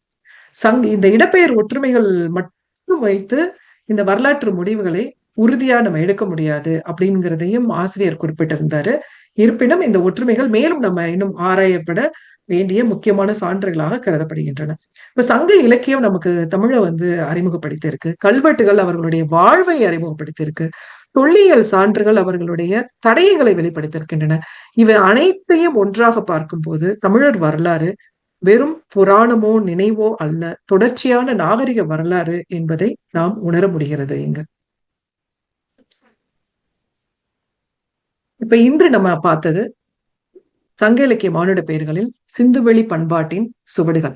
சங்க இலக்கியத்திலும் சிந்துவெளியிலும் பல இனக்குழு பெயர்கள், தனிமனிதரின் அடையாள பெயர்கள், தனிமனித பெயர்கள், திணை பெயர்கள், திணைநிலை பெயர், நிலப்பெயர், வேளிர் மரபில் சார்ந்த வேல்பாரி, நன்னன், மாரி, ஆய், பேகன், ஆவி, பெயராக்கு முறைகள் எப்படி நல்லி காரியாதின்னு வந்தது, அதியர் மரபு எப்படி சிந்துவெளியில இருந்திருக்கு, தமிழ் மூவேந்தர்களுடைய பெயர்களும் எப்படி சிந்துவெளி இடப்பெயர்கள் இருக்கு, கடவுள்களுடைய புலப்பெயர்வு எப்படி நடந்திருக்கு, முருகனுடைய படை வீடுகள் எப்படி முருகன் வேல் அப்படிங்கிறது சிந்துவெளியில இருக்குது, சங்க புலவர்களுடைய பெயர்கள் எத்தனை பெயர்கள் இடம்பெற்றிருக்கின்றன, கல்வெட்டு பெயர்கள் எத்தனை இடம்பெற்றிருக்கின்றன என்பதை பார்க்கும்போது மிகவும் வியப்பாக இருந்தது.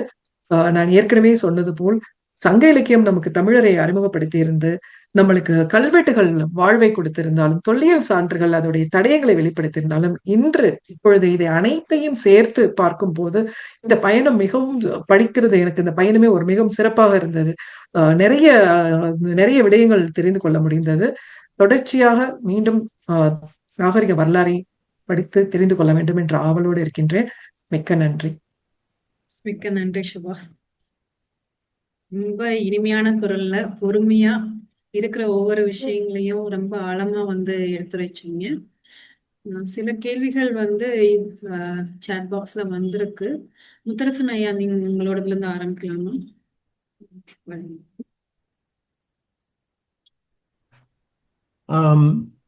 இந்த இயலை நான் ஃபுல்லா முழுசா படிக்கல.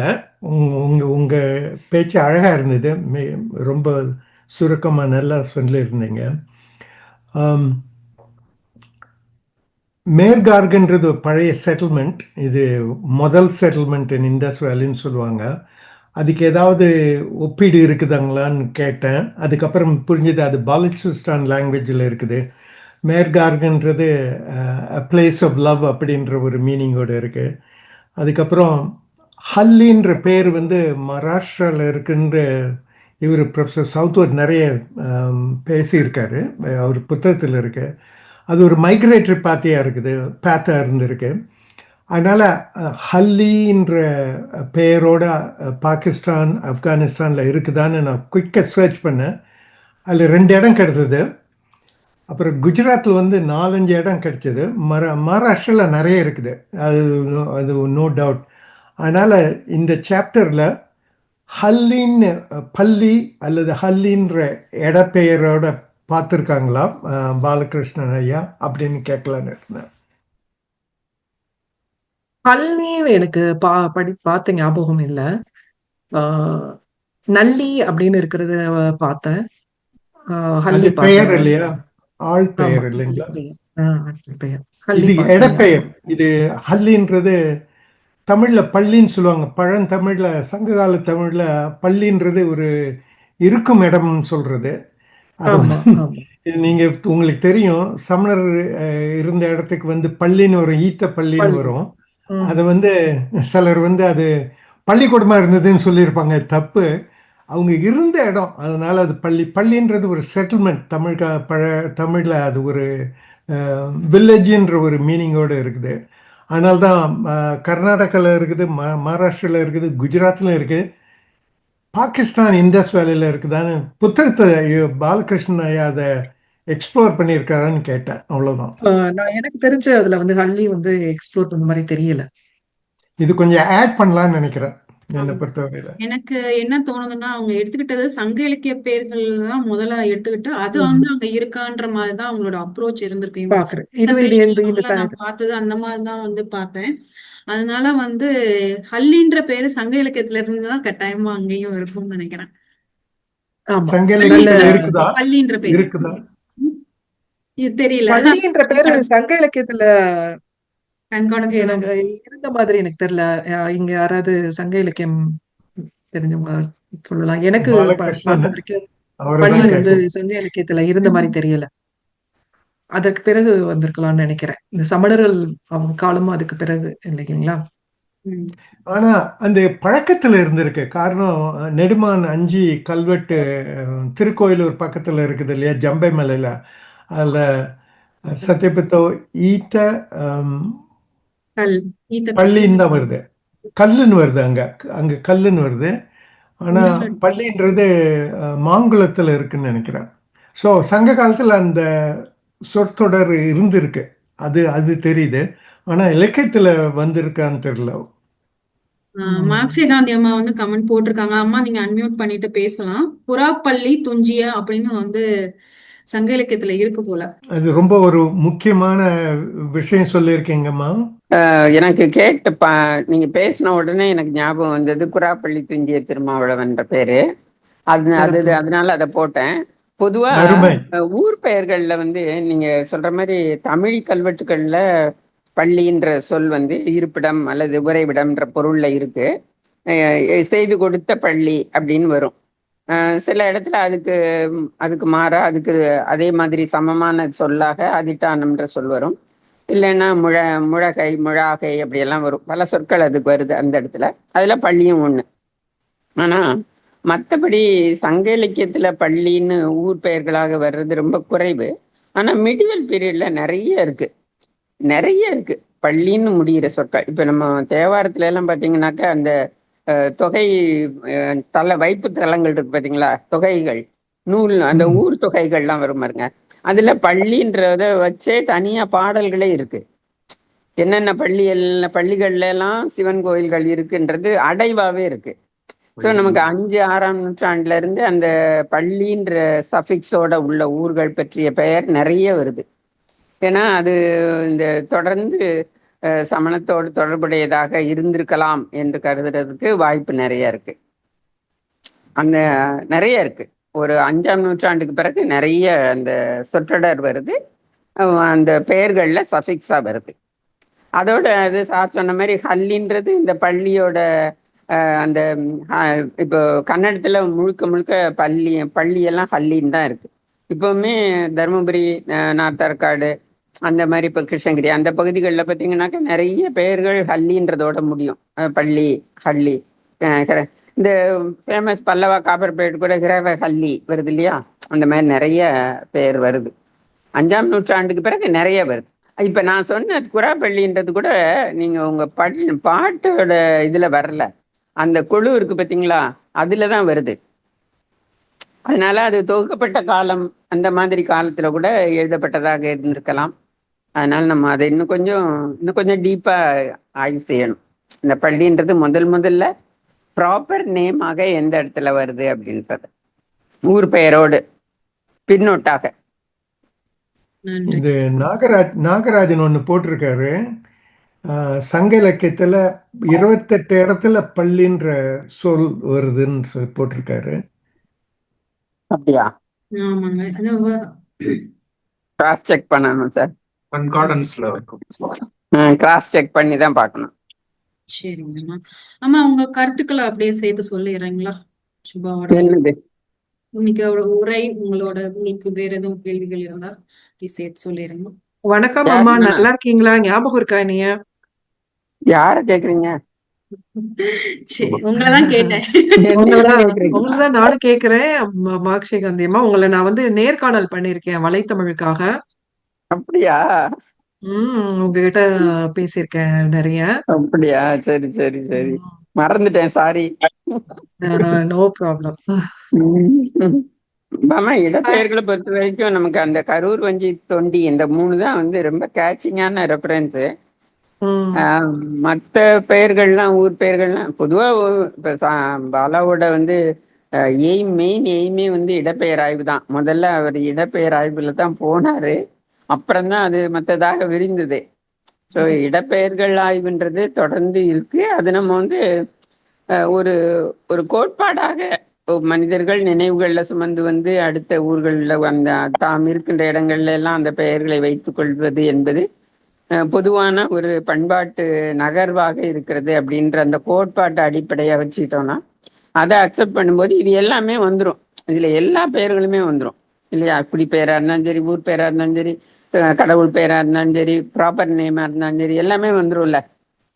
ஸோ அந்த கோட்பாடை அக்செப்ட் பண்ணிக்கும் போது இதை வந்து ஏத்துக்க வேண்டியதுதான். அதுல இப்போ நம்ம அவருடைய எய்ம் ஆஃப் த புக் வந்து அங்கிருந்து சிந்துவெளி முதல் இங்கே வரை மைக்ரேஷன் அப்படின்ற சொல்ல வந்ததுதான். அதனால அவர் அந்த கம்பேரிட்டிவாக அந்த பகுதியில் உள்ள பெயர்கள், பலூச்சிஸ்தான், அது சிந்துவெளி இருந்த பகுதிகள், அந்த சிந்துவெளி நாகரிகம் இருந்த பகுதிகளில் பாகிஸ்தான், ஆப்கானிஸ்தான், பலூச்சிஸ்தான், இந்தியாவுடைய பஞ்சாப் பகுதிகள், இது எல்லாத்தையும் இதுல எல்லாம் இருக்கிற ஊர்களை எல்லாம் எடுத்துக்கிட்டு அதை கம்பேர் பண்ணியிருக்காரு. இது ஒரு நல்ல ஒரு ஒரு ஆய்வு முறை நெறி அப்படி வச்சுக்க வேண்டியதான். நன்றிங்கம்மா. அருணன் ஐயா உங்களோட கேள்வி கேளுங்க. தொடர்ந்து கருமாணிக்கவாசன் ஐயாவும் கேள்விகள் போட்டிருக்காரு. அருணன் ஐயா உங்களோட கேள்வி முதல்ல கேள்வி. சுபாவுக்கு வந்து ரொம்ப நன்றி. ரொம்ப அழகா இருந்து ரொம்ப சரளமா. ஏன்னா அவர் நாஞ்சில் பீட்டர் ஐயா குறிப்பிட்ட மாதிரி அந்த மொத்த சாப்டருமே ரொம்ப பெருசு. சரி, 2வது பகுதி வந்து கொஞ்சம் சின்னதா இருக்கும்னு நினைச்சேன். அது பார்த்தா அது ரொம்ப பெருசா இருக்கு. அவ்வளோ விஷயங்களை வந்து அவங்க ஸ்லைட்ஸ் ப்ரிப்பேர் பண்ணி அதை வந்து ஒரு மாதிரி சரசரன்னு அழகா பேசிட்டு போனாங்க. அதுல தங்கு தடை இல்லாம ரொம்ப அழகா ஆற்றொழுக்கான்னு சொல்லுவாங்க இல்லையா, அந்த மாதிரி இருந்தது. ரொம்ப நன்றி. ரொம்ப அழகான ஒரு உரை. இதுல 214வது பக்கத்துல வந்து ஆசிரியர் பாலகிருஷ்ணன் வந்து இந்த மிழலை கூற்றமும் முத்தூர் கூற்றமும் அப்படின்னு ஒரு தலைப்புல வந்து சொல்லும்போது, சங்க இலக்கிய பாண்டியர் சோழர் தொன்மங்களோடு தொடர்புடைய மிழலை என்ற பெயர் தற்கால தமிழ்நாட்டில் இல்லை அப்படின்னு ஒரு இடத்துல குறிப்பிட்டிருக்காரு. எனக்கு உடனே வந்து எங்க ஆல் இண்டியா ரேடியோல வந்து ஒருத்தர் வேலை செய்வாரு. அவரு என் ஃப்ரெண்டு. அவருடைய சொந்த ஊர் வந்து அவர் சொல்லுவாரு திருவிழி மிழலை அப்படின்னு சொல்லுவாரு. அந்த பேர் கேட்கும்போதே ஒரு வித்தியாசமா, என்ன இவ்வளோ ஒரு அட்டகாசமா இருக்கு அந்த பேர் அப்படின்னு. அப்போ அது வந்து ஒரு சைவ தேவார பாடல்கள் பாடப்பட்ட தலம் அப்படின்றத திருவிழி மிழலை அப்படின்னே அதுதான் வந்து சொல்லணும்னு நினைச்சேன். ரொம்ப நன்றி, வணக்கம். நன்றிங்க ஐயா. ஒரு செய்தி பாமா, இந்த மிழலை கூற்றமும் முத்தூற்று கூற்றமும் எங்க இருந்தது அப்படின்றதையே ட்ரேஸ் பண்ணி கட்டுரைகள்லாம் வந்திருக்கு. முத்தூற்று கூற்றம் வந்து புதுக்கோட்டை பகுதியிலையும், அது தொடர்ந்து இப்ப இந்த பெயர்கள் வந்து இந்த கல்வெட்டு இருக்கு இல்லையா, பூலாங்குறிச்சி கல்வெட்டுல வருது. ஸோ அதை ஒட்டி முத்தூற்று கூற்றம், மிழலை கூற்றம் ரெண்டையுமே வந்து பேசியிருக்காங்க. அது சங்க காலத்துல இருந்தே தொடர்ந்து வந்த கூற்ற பெயர்கள் அப்படின்றத, அது எந்த இடம்ன்றதையும் ஐடென்டிஃபை பண்ணி கட்டுரைகள் வந்திருக்கு. அதான் சொல்லணும்னு நினைச்சேன். ரொம்ப ரொம்ப நல்ல தகவல். நன்றிங்கம்மா. கருமாணிக்கவாசன் ஐயா, நீங்க உங்களோட கேள்வியை கேட்கறீங்களா இல்ல நான் வாசிச்சிட்டோமா? நீங்க சொல்லுங்க. கண்டிப்பா, மகிழ்ச்சியம்மா. அற்புதமான உரை அவங்க சுபாவமா ரொம்ப அழகா தொகுத்த பெயர்களுடைய ஒப்பீடுகளை ரொம்ப சிறப்பாக சேர்ந்திருந்தாங்க. நல்ல குரல் வளத்தோடு இந்த தொகுப்பு. என்னுடைய வந்து அந்த நான் கேட்டிருந்ததில் தான் பாகிஸ்தானில் பல இடங்களுடைய இடப்பெயர்கள் ஊர் முடியுது இல்லையா, அப்படிங்கிறதுக்கும் நம்ம ஊரில் ஊர்ன்னு சொல்கிறதுக்கும் ஒரு கனெக்டிவிட்டி இருக்கக்கூடும் அப்படிங்கிற மாதிரி ஒரு ஐயம். அதை பற்றியான ஏதாவது தகவல் அறிஞ்சிக்க முடியுமா? எந்த உங்களுடைய எந்த ஒப்பீடுகள் மாதிரியான அந்த மாதிரி இல்ல இந்த ஊர் இப்போ வந்து நம்ம கோழியூர் நீங்க பேசுனீங்க பாருங்களேன், அதுவே ஒரு நல்ல புழியூர் புழியூர் கோழியூர் அங்கேயும் இருக்கு. ஐயா மாணிக்கவாசகம் ஐயா அங்க வந்து கோழியூர் அவங்க எடுத்துக்கிட்டதுல ஒரு எக்ஸாம்பிள் எடுக்கணும்னா கோழியூர்ன்ற ஊரு இருக்கிற மாதிரியான ஒரு இது ஆமா தெரிஞ்சுக்கிறீங்க. ஆமா புழியூர் உறையூர் ஊரு இன்னைக்கு உறையூர்னு சொல்றோம். புழியாருங்கிற ஊர் இருந்தது. நம்மளுடைய பின்னோட்டுகளும் அவருடைய பின்னோட்டுகளும் ஒரு ஒத்து இருக்க மாதிரியான ஒரு இது தெரியுது. அதோடைய இதுவும் கூட சிந்துவெளி இருக்கக்கூடிய தொடர்புக்கு வாய்ப்பா இருக்கும்னு நினைக்கிறேன். நல்லது, அவ்வளவுதான் என்னுடைய கேள்வி. மற்றபடி மிகச்சிறப்பு. நன்றிங்க ஐயா. அப்புறம் ஆமூர் அப்படிங்கிற ஊர் பெயரும் நம்ம பார்த்தோம். நம்ம தமிழ்நாட்டுல கழுமலம் அப்படிங்கிற ஒரு இடப்பெயர் இருக்கு இல்லைங்களா, தென்னார்காடு மாவட்டத்துல. அந்த கழுமலம் ஊர்ல உள்ள ஆமூர் அப்படிங்கிறதும் நம்ம ஒப்பிட்டு பார்க்க முடியுது. அதான் ஒரே மாகாணத்துல உள்ளது அப்படிங்கிறதையும் குறிப்பிடுறோம். அங்க வந்து சிந்து மாகாணத்துல ஆமூருங்கிற பெயரும் இருக்கு, கழுமலமும் இருக்கு. கழுமலான், கழுமேரா அப்படின்னு இருக்கு. இங்க தென்னார்காடு மாவட்டத்துல கழுமலம், ஆமூர் அப்படின்னு இருக்கு. மகிழ்ச்சி. நன்றிங்க ஐயா. அடுத்து இதை தொடர்ந்து தான் என்னோட கேள்வி. நீங்க ஆமூர் கழுமலம் அதை பேசும்போது வந்து ஒரு கிளஸ்டரா அங்க இருந்தது. அது வந்து எனக்கு கேவிடி காம்ப்ளெக்ஸ்ல நம்ம பார்க்கும் போது என்ன பார்த்தோம்னா பிளேஸ் நேம்ஸ் வந்து வரும்போது அது கிளஸ்டர்ஸா வரும். It's not a single name. அது வந்து ஒரு கிளஸ்டர்ஸா தான் வந்து மைக்ரேட் ஆவாங்க இருக்கும் அப்படின்ற கொத்தா தான் இருக்கும் அப்படின்றத பார்த்தோம். இப்ப நீங்க வந்து இங்க ஹைலைட் பண்ணும் போது ஒவ்வொரு குடித்தலைவர்கள், சேர மன்னர்கள், சோழ மன்னர்கள், பாண்டிய மன்னர்கள் பேசுனீங்க. இப்ப அந்த இன்னைக்கு வந்து நம்ம தமிழக நிலப்பரப்புல நம்ம மேப் பண்ணோம்னா எது பாண்டிய நாடு, எது சோழ நாடு, எது சேர நாடுன்னு சொல்ல முடியும். அந்த கிளஸ்டர்ஸ் வந்து இங்கேயும் மேப் ஆகுதுங்களா? அந்த கிளஸ்டரை நம்ம இங்க வந்து மேப் பண்ணல. அந்த ஆய்வு வந்து அந்த கிளஸ்டரை எடுத்துக்கல. நம்ம ஆய்வுல வந்து என்ன பார்த்தோம்னா பெயர்களை மட்டும் பார்த்துட்டு சங்க இலக்கியத்துல இருக்கிற பெயர்கள் அங்க எப்படி இருக்கு அப்படின்னு தான் பார்த்திருக்கோம். இந்த ஒரு இடத்துலதான் வந்து இந்த மாதிரி தென்னார்காடு சில இடங்கள்ல இருக்கும்போது இந்த இடத்துல இந்த ஊர்ல இன்னமும் இருக்குது. நம்ம ஊர்ல அப்ப வந்து கழுமலம் இன்னமும் இருக்கு, அது சிந்துவெளியிலையும் இருக்கு அப்படிங்கிற ஒப்பீடு இருக்கே தவிர கிளஸ்டரோட ஒப்பீடு ஆய்வு இல்லை. அவரோட கேவிடி காம்ப்ளெக்ஸ் ஆமா அந்த பாமா சொல்லுங்கம்மா. அந்த கிளஸ்டர் வந்து கரூர், தொண்டி, வஞ்சி கூட பக்கத்துல உள்ள ஊர்கள் இல்ல. மொத்தமா சங்க இலக்கிய பரப்பு நிலப்பரப்பு சங்க காலத்துல இருந்த தமிழ் வழங்கிய நிலப்பரப்புன்னு ஒண்ணு இருக்கு பாத்தீங்களா, அதுக்குள்ள இதெல்லாம் வருதே தவிர இது எல்லாம் பக்கத்துல இல்ல. கரூர் சேரநாட்டுல இருக்கு, வஞ்சி வந்து சேரநாட்டுல இருக்கு ரெண்டுமே. கொற்கை வந்து இந்த கிழக்கு ஓரத்துல இருக்கு. சோ அதை வந்து நீங்க கிளஸ்டர் நேம் அந்த காலகட்டத்துல 3 பெயர்களும் இருக்கு. அந்த கால கணக்கீடு கொரோனாலஜிக்கல் ஆர்டர்னு வச்சு பாத்தீங்கன்னாக்கா சங்க கால அளவுல இந்த 3 பெயர்களுமே இருக்கு, முக்கியமான ஊர்களாக இருக்கு. அப்படிதான் நம்ம அதை எடுத்துக்க முடியுமே தவிர பக்கத்துல இருக்கணும்ன்றது இல்ல. அப்படி கிளஸ்டர் இல்ல. நன்றிங்க. எனக்கு இன்னொரு கேள்வியும் இருக்கு. இப்ப நீங்க கடைசியா வந்து முடிக்கும் போது வந்து சுபா நீங்க வந்து முருகனோட இது பத்தி பேசுனீங்களா, முருகனோட பிளேஸ் அறுபடை வீடுகளுக்கும் அங்க இருக்குன்ற மாதிரி பேசுனீங்க.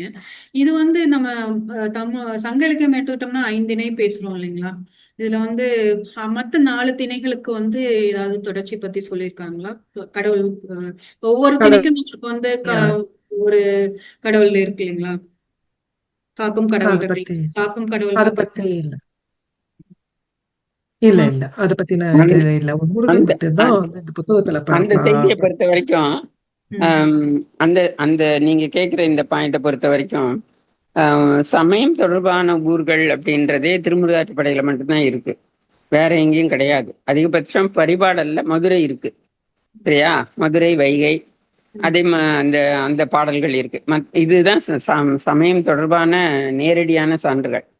அப்படி வரும்போது இந்த திருமுருகாற்றுப்படையில அறுபடை வீடுகளுக்கும் உள்ள ஊர்கள் பேராவே குறிக்கப்படுகின்றன. அதனால அந்த கொத்து அப்படி ஒரு மொத்தமா இருக்கு இல்லையா 6 பேரும், அதை அவர் எடுத்துக்கிட்டு அதை ஆய்வுக்கு உட்படுத்திருக்காரு. எங்கெங்கெல்லாம் வந்து ஒரு சந்தேகத்துக்கு இடம் இல்லாம ஒரு மொத்தமான குறிப்புகள் கிடைக்குதோ அதை அந்த மாதிரி இடங்களை தான் எடுத்துக்கிட்டு அவர் அந்த இதே மாதிரி உள்ளது அங்கேயும் இருக்கு அப்படின்னு பேசியிருக்காரு. அதனால சமயம் தொடர்பான நினைச்சுக்கிட்டு அவரது பேசல. அது சங்க இலக்கியத்திலேயே ஒரு தொகுப்பா இருக்கு. ஆனாலும் பரிபாடலும் திருமுருகாற்றுப்படையும் தொகுக்கப்பட்ட காலத்தை ஒட்டி தான் இதான் இருந்திருக்கும் அப்படின்ற அந்த கருத்து வேற இருக்கு. அது தனி, அது கால நேரில் கொஞ்சம் லேட்டா இருக்குன்றது. இருந்தாலும் ஊர்களுடைய தொகுப்பு அப்படின்னு பாத்தீங்கன்னாக்க இதுல தான் இருக்கு, திருமுருகாற்றுப்படையில தான் இருக்கு, வேற எங்கேயும் இல்லை. சமயத்தோடு தொடர்புடையதாக பரிபாடல்ல திருப்பரங்குன்றம் இருக்கு. எனக்கு இன்னொன்னு என்ன தோணுதுமா, இப்ப நம்ம அந்த மேல்மேற்கு கீழ்கிழக்கு அதை படிக்கும் போது நம்ம பார்த்தோம். அதுல வந்து பாத்தீங்கன்னா மலை சார்ந்த வாழ்வு தான் அவங்களுக்கு அதிகமா இருந்திருக்கு. இங்கேயும் வந்து மலை மலை சார்ந்த இப்ப இல்லம்மா, அது அப்படி சொல்ல முடியாது. ஏன்னா மலை திணைகளே வரும்போது மலையில வந்து முதல்ல இருந்திருக்கலாம். ஏன்னா வெள்ளம், அதாவது இயற்கை இடையூறுகள் இதுல இருந்து காத்து கொள்வதற்காக. ரெண்டாவது அவங்களுக்கு உணவு சேகரித்தல் அப்படின்ற ஒரு காலகட்டத்துல, அதாவது உணவு தயாரித்தல் அப்படின்றதுக்கு முன்னாடி இருந்த காலகட்டம் போது இயற்கை வளங்கள்ல இருந்தா அவங்களுக்கு உணவு கிடைச்சிருக்கணும். அப்ப இந்த இயற்கை வளங்கள்ன்றது பாத்தீங்கன்னா காடுகள், மலைகள் இங்கதான் உங்களுக்கு கிடைக்கும். அதனால ஏர்லி செட்டில்மெண்ட்ஸ் எல்லாம் பாத்தீங்கன்னாக்கா மலைப்பகுதிகளில் தான் இருக்கும். சரியா? அதுதான் காரணம். ஆமா, அப்போ அவங்க அதுல தரைப்பகுதிக்கு சமவெளி பகுதிக்கு வந்த மக்கள் தவிர மீதி இருக்கிறவங்க எல்லாரும் அந்த மலையிலேயே தொடர்ந்து இருக்கிறவங்க தான் இன்னைக்கு பூர்வகுடிகளாக இருக்காங்க. இன்னைக்கு வரைக்கும் பூர்வகுடிகள்னு பாத்தீங்கன்னாக்கா பெரும்பாலான பூர்வகுடிகள் மலைகள்ல தான் இருக்காங்க. மலைகள் அதுதான் அது காரணம், அதனுடைய தொடர்ச்சி அங்க இருக்கு. அப்படிதான் வரலாற்று பார்வையில அப்படிதான் பார்க்கணும் அதை. நன்றிங்க. இன்னொரு ஒரு அப்சர்வேஷன் நான் சொல்லுவேங்க. இப்ப நீங்க பேசும்போது இந்த பொதியன்ற பேருக்கு வந்து அங்க பொதினிஷ், பொதினி அப்படின்னு இருக்கு அப்படின்னு போட்டிருந்தீங்க. இதே நாஞ்சில் ஐயா பேசும்போது அங்க வந்து தோடர்கள் வந்து இருக்கிறது, தோடர்களோட நேமும் அங்க இருக்கு, பாகிஸ்தான் ஆப்கானிஸ்தான்ல இருக்குன்றதுக்கும் தரவுகளை வந்து அவரும் பகிர்ந்துகிட்டாரு. அப்படி பார்க்கும்போது இன்னைக்கு இருக்க தோடாஸோட லாங்குவேஜ்ல இந்த இஷ்ன்னு பேசுறது வந்து அதிகம், அவங்களோட மொழியில வந்து அவங்க பேசுறது அதிகம். அப்படி பார்த்தா அந்த பொதியனா அவங்க பொதியனிஷ அப்படின்னு சொல்றதும் வந்து ஒரு இன்ட்ரெஸ்டிங் கனெக்டா இருக்கு எனக்கு தெரியுது. நிறைய பேர்கள் நான் வந்து பாகிஸ்தான்ல சங்க இலக்கிய பாடல்கள்ல இருந்து நிறைய பேர்கள் பாகிஸ்தான்ல இருக்கதா பார்த்தேன். பாகிஸ்தான் சிந்துவெளி அப்படின்னு கொடுத்திருந்தாலும், பாகிஸ்தான் ஆப்கானிஸ்தான் 2 நாடுகளை கொடுத்திருந்தாலும், பாகிஸ்தான்ல நிறைய பெயர்கள் இருக்கிறத பார்த்தேன் நான். இதுல இன்னொரு இது வந்து நீங்க சில போர் நடந்தது, அந்த போர் நடந்த இடத்த கூட அங்க இருக்கு அப்படின்ற மாதிரி ஒரு, சரியா சொல்றேன்னா எனக்கு தெரியல. கரெக்ட். அது வாகைங்கிறது வந்து அந்த பெயர் வந்து ஒரு போர் நடந்த இடத்துடைய பெயர். அந்த இடத்துல மரத்தை வந்து வெட்டிட்டாங்கிற வரும். அந்த வாகைன்ற வாகையும் நமக்கு அங்க இருக்கு. அப்படி வாகையிலேயே பாகிஸ்தான்ல இருக்கிறதா பேர். இங்க ஆனா வந்து அது அங்கேயும் அந்த ஊர் இருக்கு. அந்த இங்க வந்து இது ஒரு ஹிஸ்டாரிக்கல் இன்சிடென்ட், அங்கேயும் அந்த ஊர் இருக்கு. அதுதானே இடப்பெயர் இருக்கு. நம்ம முன்னாடி இந்த ஆய்வு தொடக்கும் போது சொன்ன மாதிரி தான் பாத்தீங்க அப்படின்னா, இந்த ஆய்வுல வந்து ஆய்வு பண்ணும்போது இந்த பெயர்கள் கூட எப்படி இருந்திருக்கும் அப்படின்னா, ஒரு புகழ் பெற்றவர்கள், வீரம் மிகுந்தது, ஒரு வரலாற்று நிகழ்வுகள் நடந்தது, இந்த மாதிரியான பெயர்கள் தான் கல்வெட்டுகள்லையும் நம்ம பார்ப்போம், பல இடங்கள்லையும் நம்ம பார்ப்போம் இல்லையா? அதுதான் நம்ம வந்து அந்த இடப்பெயர்களாவும் அந்த சிந்துவெளியில போயிருக்கோம் அப்படிங்கிறது ஒரு ஆய்வா இருந்தது. அது ஒரு அடிப்படையா வச்சுக்கலாம். வேற யாரும் கருத்துக்கள், கேள்விகள் பகிர்ந்துக்க விரும்புறீங்களா? சரி, அப்ப நம்ம நிகழ்ச்சியை நிறைவுக்கு கொண்டு வந்துடலாம். இன்றைக்கு வந்து ரொம்ப ஒரு அருமையான நிகழ்வு நடந்தது. இந்த நிகழ்வுக்கு வந்து பல பேர் வந்து பல விதத்துல உதவி இருக்காங்க. இடப்பெயர் ஆய்வுகள் தான் ஐயாவோட முக்கியமான ஆய்வு குறிப்பு. அது வந்து ரொம்ப நேர்த்தியா இன்னைக்கு திறனாய்வு செய்த சுபா காரைக்குடி அவர்களுக்கு மிக்க நன்றி. ரொம்ப அழுத்தம் திருத்தமா இருந்தது உங்களோட ஸ்லைட்ஸ், அந்த மாதிரி உங்களோட பேச்சும் ரொம்ப கனிவா இருந்தது. இன்னைக்கு அமைஞ்சது எப்படி பாத்தீங்கன்னா, 2 பேருமே, நீங்களும் சரி, அருணன் ஐயாவும் சரி, 2 பேருமே வந்து வானொலியில பணியாற்றுனது வந்து அதோட பலன் நல்லா தெரியுது. கனிவான குரல் வந்து நல்லா தெரியுது. அதுக்கு ரொம்ப நன்றி. அதுவும் வந்து ஒரு ஷார்ட் டேர்ம்ல நீங்க வந்து அதை ஒத்துக்கிட்டீங்க. வந்து ஒரு 2 வாரத்துக்கு முன்னாடி தான் நாங்க உங்களை கேட்டோம், நீங்க உடனே ஒத்துக்கிட்டு உடனே வந்து எங்களுக்காண்டி வந்து திறனாய்வு செய்து கொடுத்தீங்க. அதுக்கு மிக்க நன்றி சுபா. கடந்த வாரம் மார்க்சிய காந்தி அம்மா பேசினாங்க, அதை வந்து மீள்பார்வை வந்து ரொம்ப அழகா அருணன் ஐயா இன்னைக்கு பண்ணாங்க. நேர கட்டுப்பாடோட சொல்ல வேண்டிய முக்கியமான விஷயங்களை வந்து ரொம்ப கனிமா பகிர்ந்துகிட்டாங்க. அருணன் ஐயா உங்களுக்கும் மிக்க நன்றி. இன்னைக்கு பாலா ஐயா இல்ல, ஆனா வந்து எதுவும் எந்த ஒரு குறையும் இல்லாம மார்க்சிய காந்தி அம்மாவும் முத்தரசன் ஐயாவும் அதை வந்து அவங்களோட ஆளுமை, அவங்களோட அறிவு பொக்கிஷத்தை வந்து நம்ம கிட்ட வந்து ரொம்ப இயல்பா பகிர்ந்துக்கிட்டாங்க. அவங்க 2 பேருக்குமே நன்றி. இந்த நிகழ்ச்சியை வந்து தயாரிக்கிறதுக்கு வந்து ஸ்ரீதேவி, நாகா, சுபத்ரா, ஸ்வர்ணசூர்யா அவங்க எல்லாருமே வந்து பங்காற்றுறாங்க. சேர்ந்து வந்து ஒரு குழுவா தான் இதுல பயணிக்கிறோம். அவங்களோட பங்களிப்பு ரொம்ப அதிகம். அவங்களுக்கும் வந்து மிக்க நன்றி. யாரையாவது விட்டுருந்தேன்னா மன்னிச்சுக்கோங்க. எல்லாரையும் அடுத்த வாரம் இதே நேரம் சனிக்கிழமை இரவு 9 மணிக்கு சுமித்ரா பேச இருக்காங்க. அவங்க பேச இருக்கிறது வந்து திராவிட மகாராஷ்டிரா. அதை வந்து நம்ம கேட்கறதுக்கு தயாராக இருப்போம். நன்றி, வணக்கம். நன்றி, வணக்கம்.